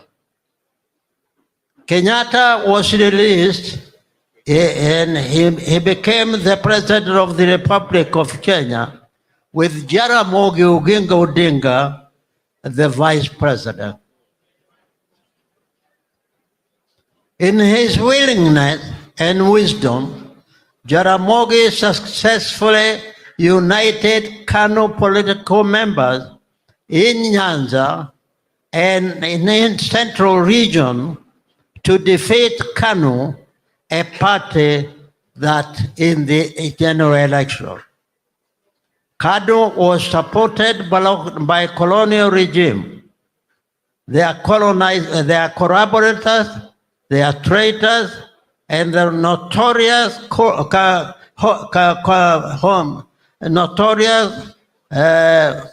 so-called home guards. Jaramogi firmly stood for justice and good governance. Jaramogi initiated for restoration of democracy, second liberation, supported by progressive young patriots like James Orengo, Mukisa Kitui, who are here, na Anyang Nyong'e, who I can see here today, and many others who deserve recognition.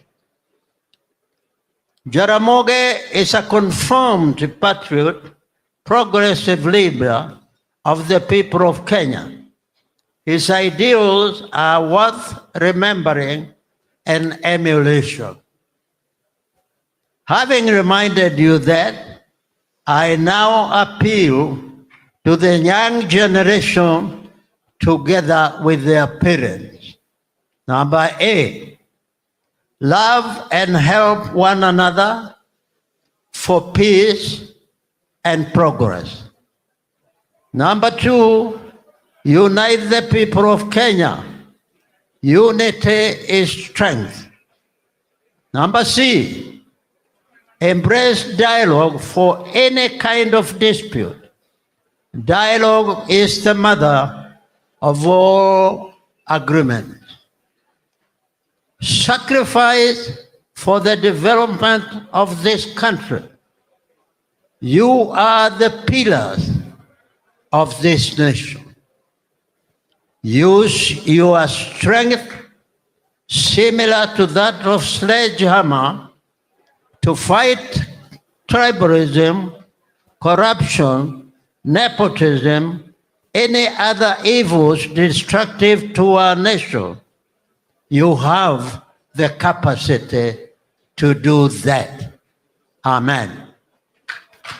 Thank you very much. Thank you very much, Mzee Githu Kahengeri, who stood with Jaramogi and the Odinga family. Doc, you are part of the Young Turks, and when you were invited, you said whatever was in your diary had to give way. Why? Asante sana. I wanted to reminisce quite a bit about my experience working with Jaramogi Oginga Odinga and our time in the second liberation. But a lot of the strands have already been taken out. And in the interest of brevity, I'll just take two of the things I wanted to talk about. One is where Mzee Gitu Gahengeri has just left off. Inspiring young people to work with older people for a shared purpose. The week before he died, Jaramogi invited us to his hotel room in Mombasa. Peter, you were there. Orengo, you were there. Gitobi Manyara was there. Paul Mwite was there. And one of the things that he said to us, the last conversation we had with him, he thanked us for making him feel young. You gave me young energy. And I'm very happy about that. You even added me years without feeling youthful.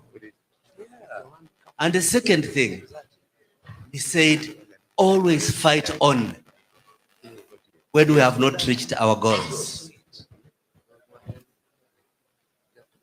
I find this important because some of the challenge I feel we are confronting today as a country is the inadequate fusion, meeting ground between the experience of old, the energy of young, in confronting the continuing threat to our democratic order.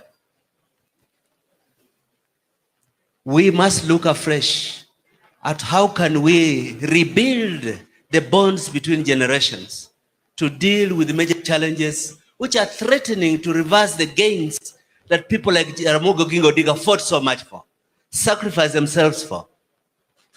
The second, which really builds into that first statement for me, is Jaramogi was a study in humility, but with determination.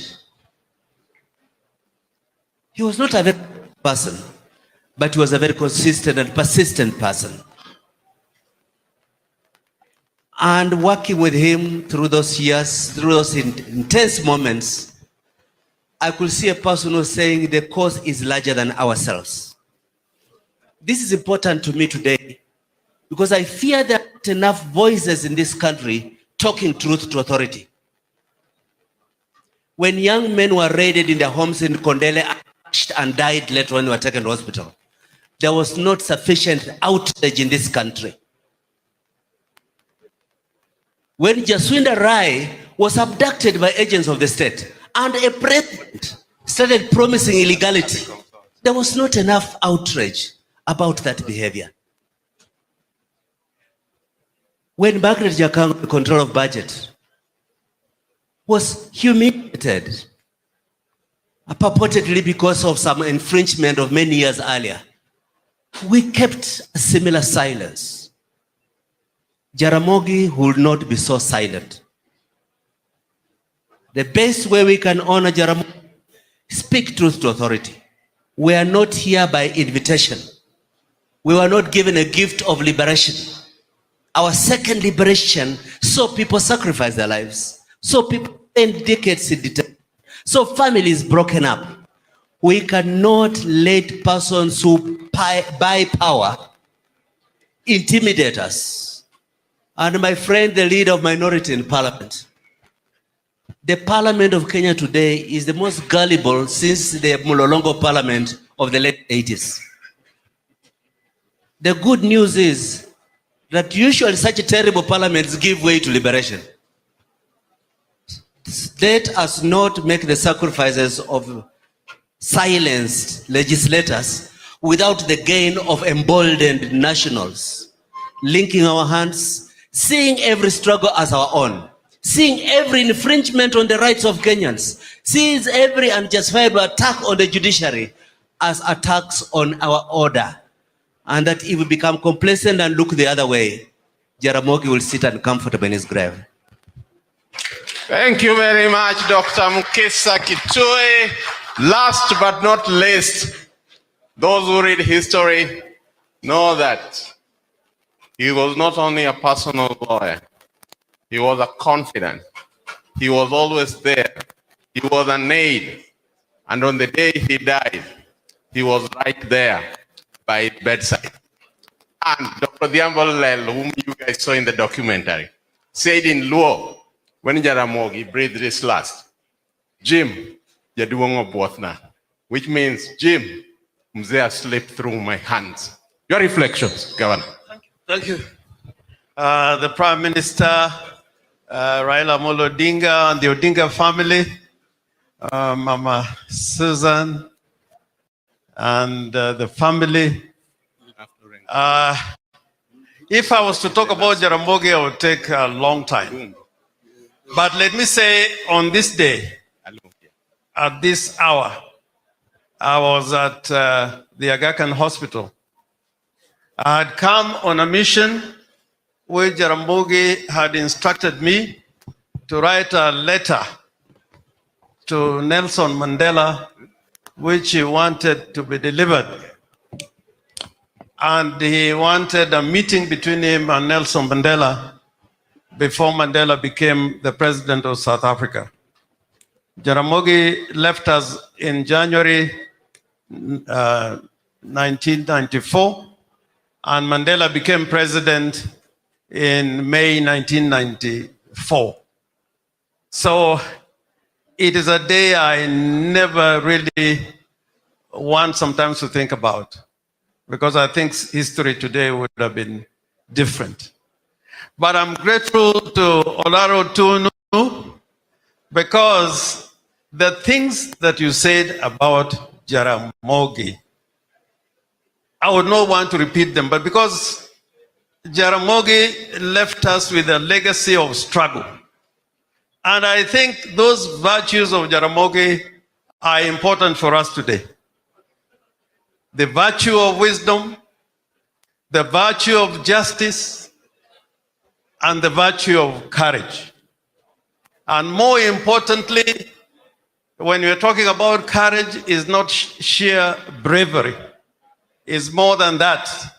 And for Jaramogi, it also meant the commitment to the truth. So I would feel happy if I could say in a few words what Jaramogi desired of us, those that he left behind. And I just want to read from his own book. And by the way, if you read Not Yet Uhuru, I want you to read the introduction by Jaramogi, read the preface by Kwame Nkrumah, and what I call a preamble and a dedication. These three parts of Jaramogi's book are very important, thinking about the struggle today. And this is what Jaramogi said in this seminal book about the time. And I quote, when the political temperature, I may paraphrase in order to shorten, when the political temperature was highest, the youth and the women were the greatest single force of our struggle and its nerve center. The women created the political consciousness, and I'm grateful what Jan Mbogo is saying. The women created the political consciousness which sent the people to the polls, and it is they who voted to sweep our first independence government to power. The youth and women galvanized the people on whose support we rode to victory. They were never afraid of bullets, tear gas, or jail.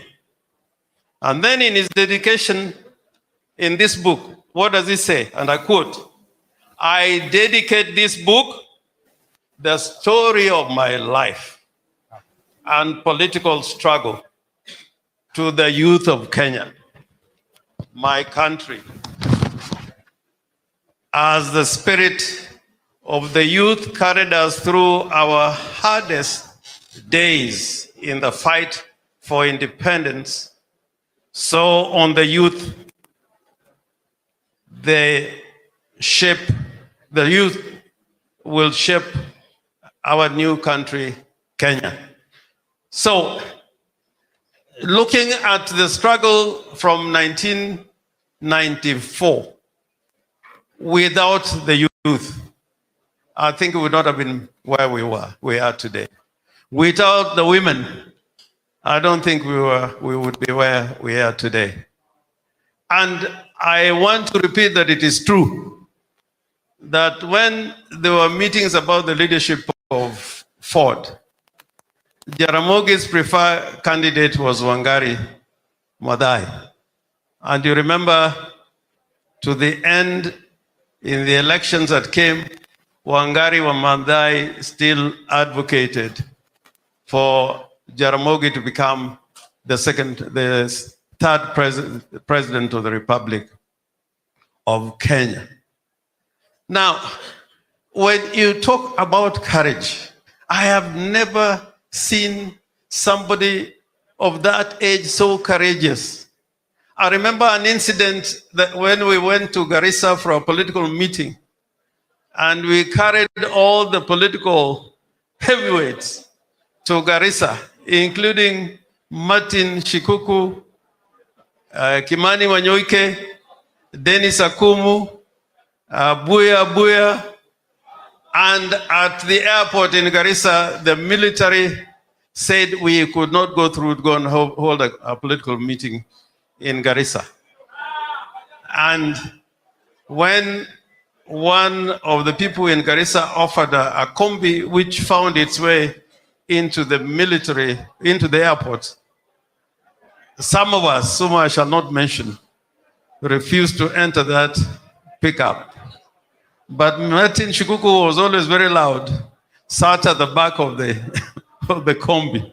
And Jaramogi, of all the people who sat on the front, and he ordered the driver to drive through the gate and the barrier that the military had put there. And we managed to pass through and get to Garissa town and held a meeting. And I remember Abuya crying that, oh, I've been hit by a stone. The damu inatoka kwa mkono yangu. And Jaramogi said, unataka itoke maji.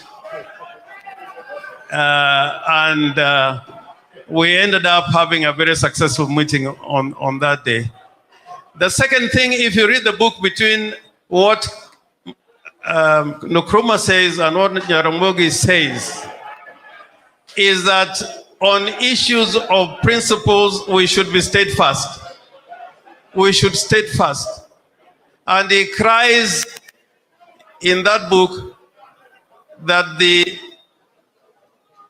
independence government was taken over by people who did not believe in the struggle. And today in Kenya, and I'm sorry, my friend Korea is here, and you're my very good friend. If you look at Kenya today, part of the problem that we have today is that those who are in power were never part of the struggle. And in this, we face a lot of challenges, and we must rededicate the struggle in Kenya to make sure that the progressive movement attains what Jaramogi desired of us, and is never too late. And I thank Raila Amolo Odinga being steadfast in keeping this flame of freedom burning all the time. And I know it can be done. The other thing that I remember about Jaramogi, and this is the last point, I think we are tired and late. There's a time when through Jobo Mino, he had organized for a meeting in London between him and Tiny Roland to ask for funds for the campaign. And Tiny Roland used to run a hotel in London with Mohammed Gaddafi.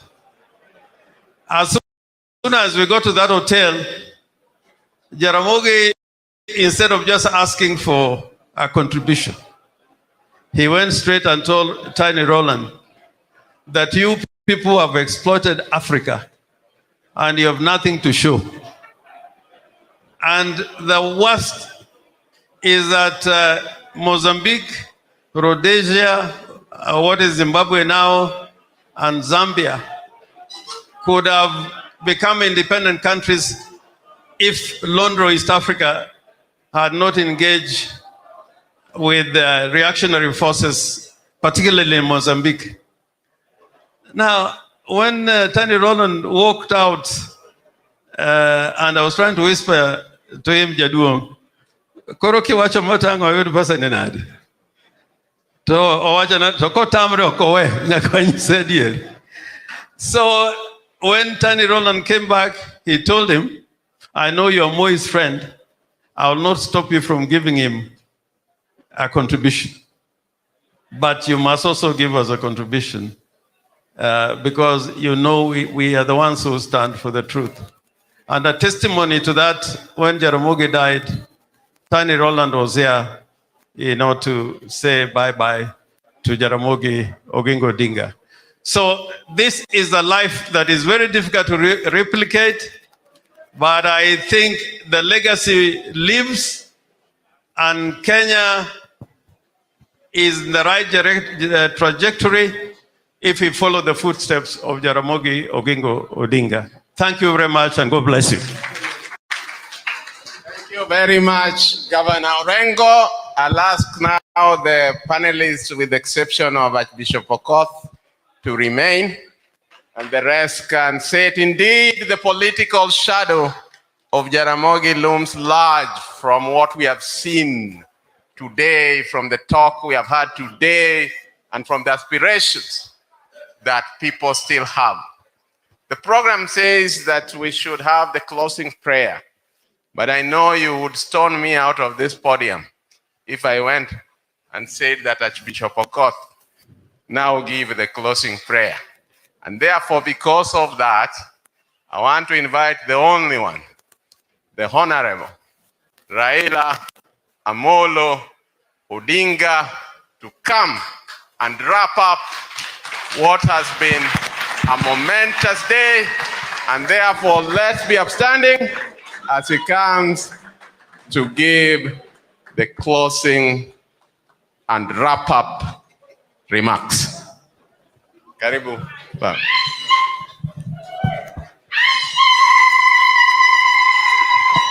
Hiya. You may be seated. I know you guys are now tired, but I am not going to make a speech. I just want first to thank those who have spared their time to come here and share their views about Jaramogi with us today. I want to thank our friend, Dr. Lara Otunu, who has come all the way from Uganda to be with us here. And those who joined us virtually from outside the country, we thank them. And those who have been here in the panel here, we thank them. Also those who have given keynote speeches here. Now, from what they have all said, you can say that it is like the 7 people who went to find out, those blind people who went to find out what an elephant looks like.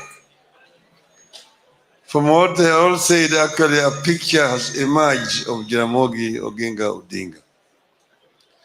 As a family, we thank everybody for sparing their time to come and be here today. This event would have been held 3 years ago, but because of the COVID, we decided to postpone it. And today was so important because this is the 30th anniversary of Jaramogi, why we decided that it must be held here today. Jaramogi was very many things, a very versatile character, very engaging when you want to talk to him, but very simple. It was very, very simple. We remember when we were growing up here in this town, Jaramogi just used to wear kinyasa and a color shoes. That was his standard dress in town. That's how he was known. And that is how he even went up to Legico.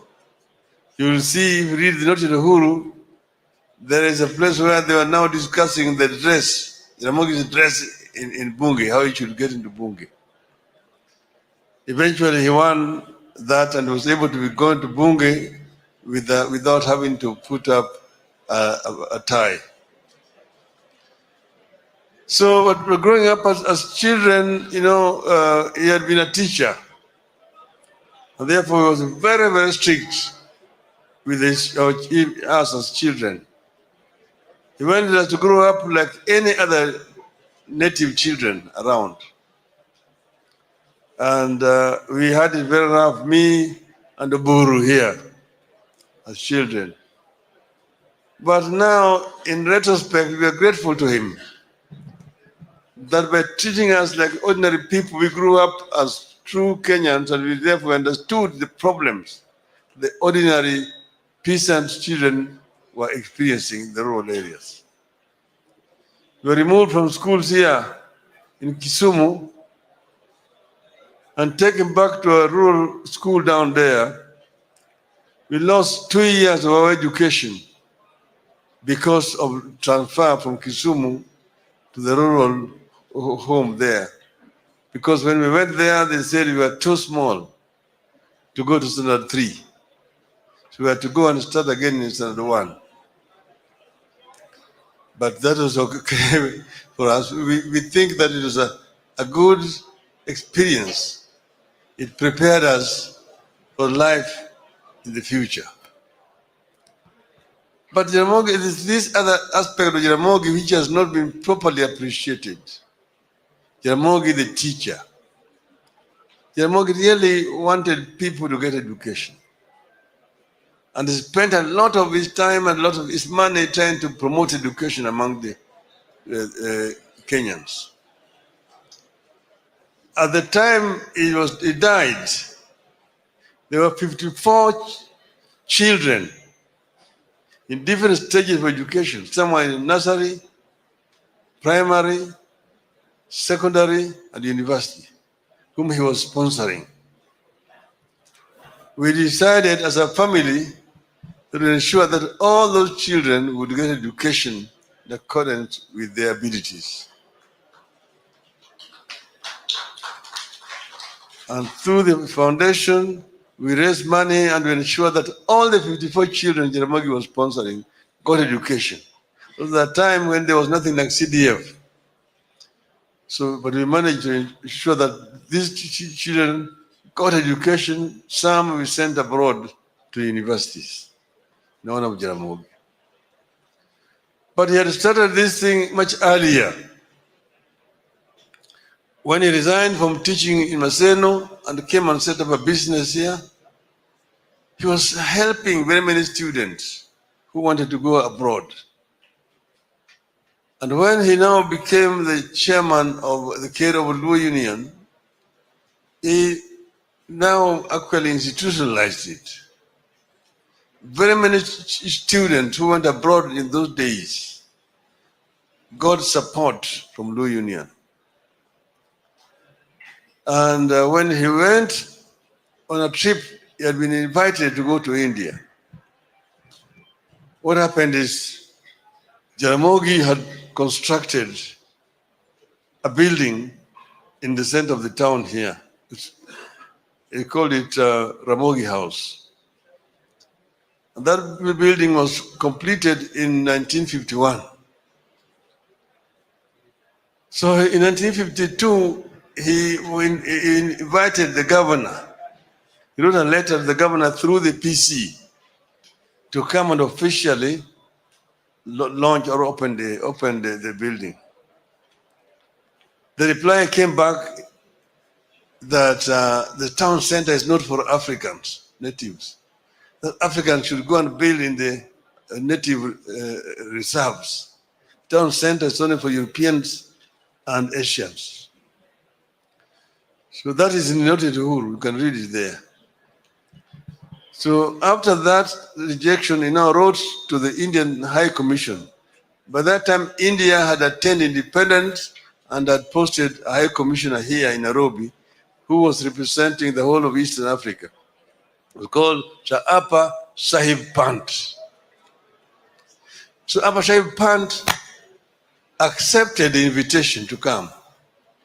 So he came here to Kisumu to open the building. And when he looked at the building, he was so impressed that he said that people who are still struggling under colonial oppression can put up a building like this. He invited Jaramogi to go to India to see how Indians are working to reconstruct their country after independence. And that is how Jaramogi traveled to India. And in India, he spent 2 months in India. He traveled the length and the breadth of India, met so many people, the Minister of Education, the Minister for Culture, the Minister for Industries. He toured from Bombay to Delhi, to Bangalore, to Chennai, to Calcutta, to Srinagar, all part of India. Some by train, by road, by air. And when he came back, he wrote a book in Luo. It was called Dueche Areo e India. 2 months in India.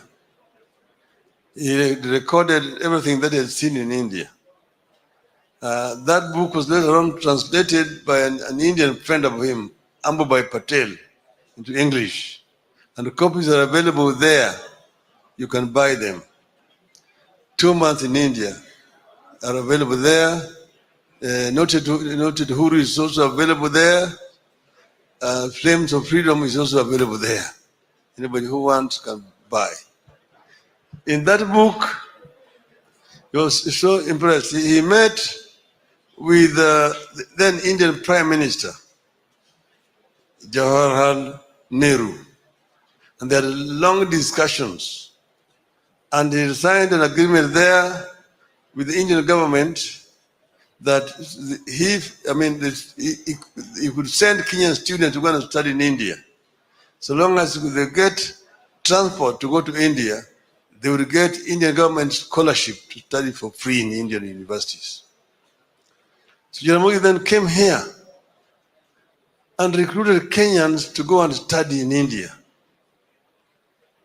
He opened an office in that building called Jivan Bharat building where the Indian High Commission was, and put a Kenyan who had come from India at that time called Olwande Kodul as the secretary.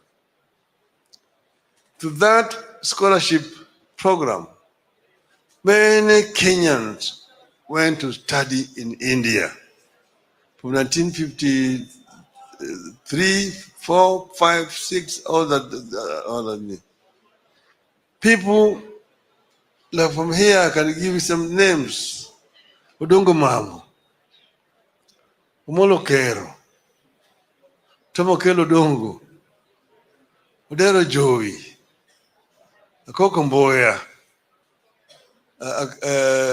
Mauro Keo, and out there, Joe Karanja, who became the first High Commissioner in London, Vice Chancellor of University of Nairobi, and Vice President. Henry Waridi, the first Member of Parliament for Mukurweini. Kalembe Ndile was an MP for somewhere in Okambani. Omoto Kibwezi. Omoto Masahalia was Masahalia. We used to live together with him. Here he was working at Lutheran here, company. SMUTNO. All those were students who Jaramogi sent to study in India. This is long before airlift. So the Indian package was much earlier than the airlift. And the airlift only had about 300 people. But then after that, when Jaramogi traveled to the Eastern European countries, first Jaramogi had gone on to attend a conference in Tokyo, Japan, a World Peace Conference. When he was at that conference in Tokyo, he met with the Chinese delegation. The Chinese delegation invited him to go and visit China, and he accepted. That's how Jaramogi went to the East. When he went to China, they went first to Shanghai. From Shanghai, they went to Peking, those days, now Beijing. And he met with Mao Zedong and Xu Enlai. And they had discussions, and they arranged for him to go to other parts of China to go and see how China are working to develop their country, Chinese. He went to several provinces of China. From there, they arranged for him to go to Moscow. By that time, the Chinese and the Russians had not disagreed. So they're the ones who made arrangement for him to go and meet with Nikita Khrushchev, then the president of the Soviet Union in Moscow. So he went from Peking to Moscow and had discussions with the leadership of Soviet Union. First, in Beijing, they agreed to support the liberation movement in Kenya. In Moscow, also, they agreed to support the liberation movement in Kenya. From Moscow, he flew to London. At Heathrow Airport, the immigration saw the stamp of Peking. They did not mind about Moscow, but Peking, the Red China. So he went to China, yes. He was holding a British passport. At that time, everybody was a British subject. And the British citizens were not supposed to go to Red China. So the guy just did not say anything, but noted and I think reported to the immigration.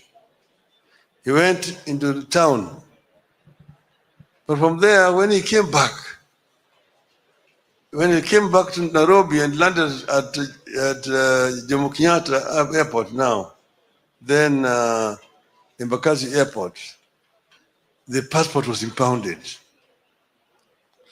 They took away the passport. They did not give any reasons.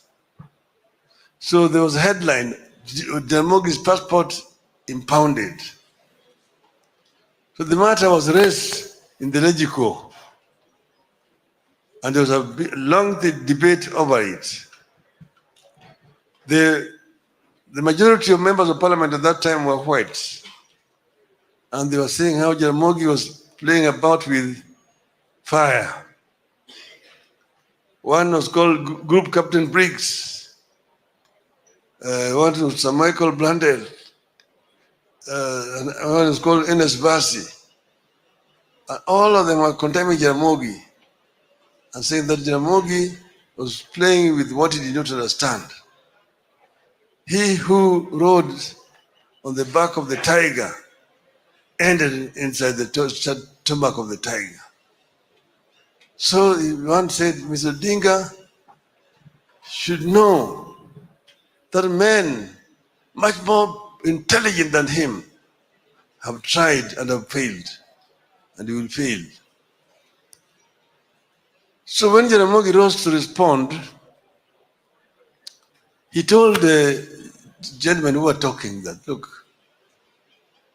even me, before I went to China, I was as ignorant as you people about China. But what I saw in China was an eye-opener to me. China is the country with the biggest population in the world. At that time, 540 million people. But in China, I did not see any people walking naked. Everyone was clothed. In China, I did not see people who are unemployed. Everybody was employed. In China, I did not see people hungry. Everybody was eating. China was able to feed 540 million people. We have no beggars in China. So if that is what's communism, then communism is food. It's like food. That's what Jaramogi said. You can see it in the Hansard. Tomorrow, headline East African Standards. Communism, my food, says Odinga. How Jaramogi and the tag of being a communist. Jaramogi never studied Marxism-Leninism at all. He did not. But Jaramogi was just being realistic at that time. Now what he did, he negotiated scholarships with those countries for Kenyans. At that time, it was not easy to get a passport if you're going to study in those countries. So the Kenyans who had moved out and had been denied opportunity to go and study in Rome, and they had gone by foot through Uganda and through South Sudan to Khartoum, negotiated and opened an office in Khartoum, and then went also up to Cairo and opened an office. Jaramogi met them, and through that connection, he opened an office in Cairo, and was able to meet the Egyptian president, Mr. Nasser. But I wanted to tell you that when his passport was impounded here, he got a passport, a national passport from Kwame Nkrumah, president of Ghana. Another one from Gamal Abdel Nasser, president of Egypt. So he had 2 international passports. So he went there, and in Cairo they set up an office operated by the late William Odhiambo Kelo, Werambitho, and Abdallah Karungo. And then they opened up another office in London, operated by Otiego Thiel. In London, Nkrumah bought a building called Africa Unity House, which building he dedicated to the liberation struggle on Africa. And all Africans who had a problem in London could go and stay in that building. And he asked Jaramogi to give him somebody to manage that building. Jaramogi gave him a Kenyan who had been a student in London and had not come back, called Otiego Thiel, became the manager of Africa Unity House. So now the Cairo office was the one that was liaising with all these countries: Hungary, Czechoslovakia, Poland, Romania, the Soviet Union, Yugoslavia, and China and so on, about scholarships. So Kenyans really needed to get to Cairo. From Cairo, you now be able to travel to get a scholarship to study for free in all those countries. Through that program, there were 5,000 Kenyans managed to study in the university.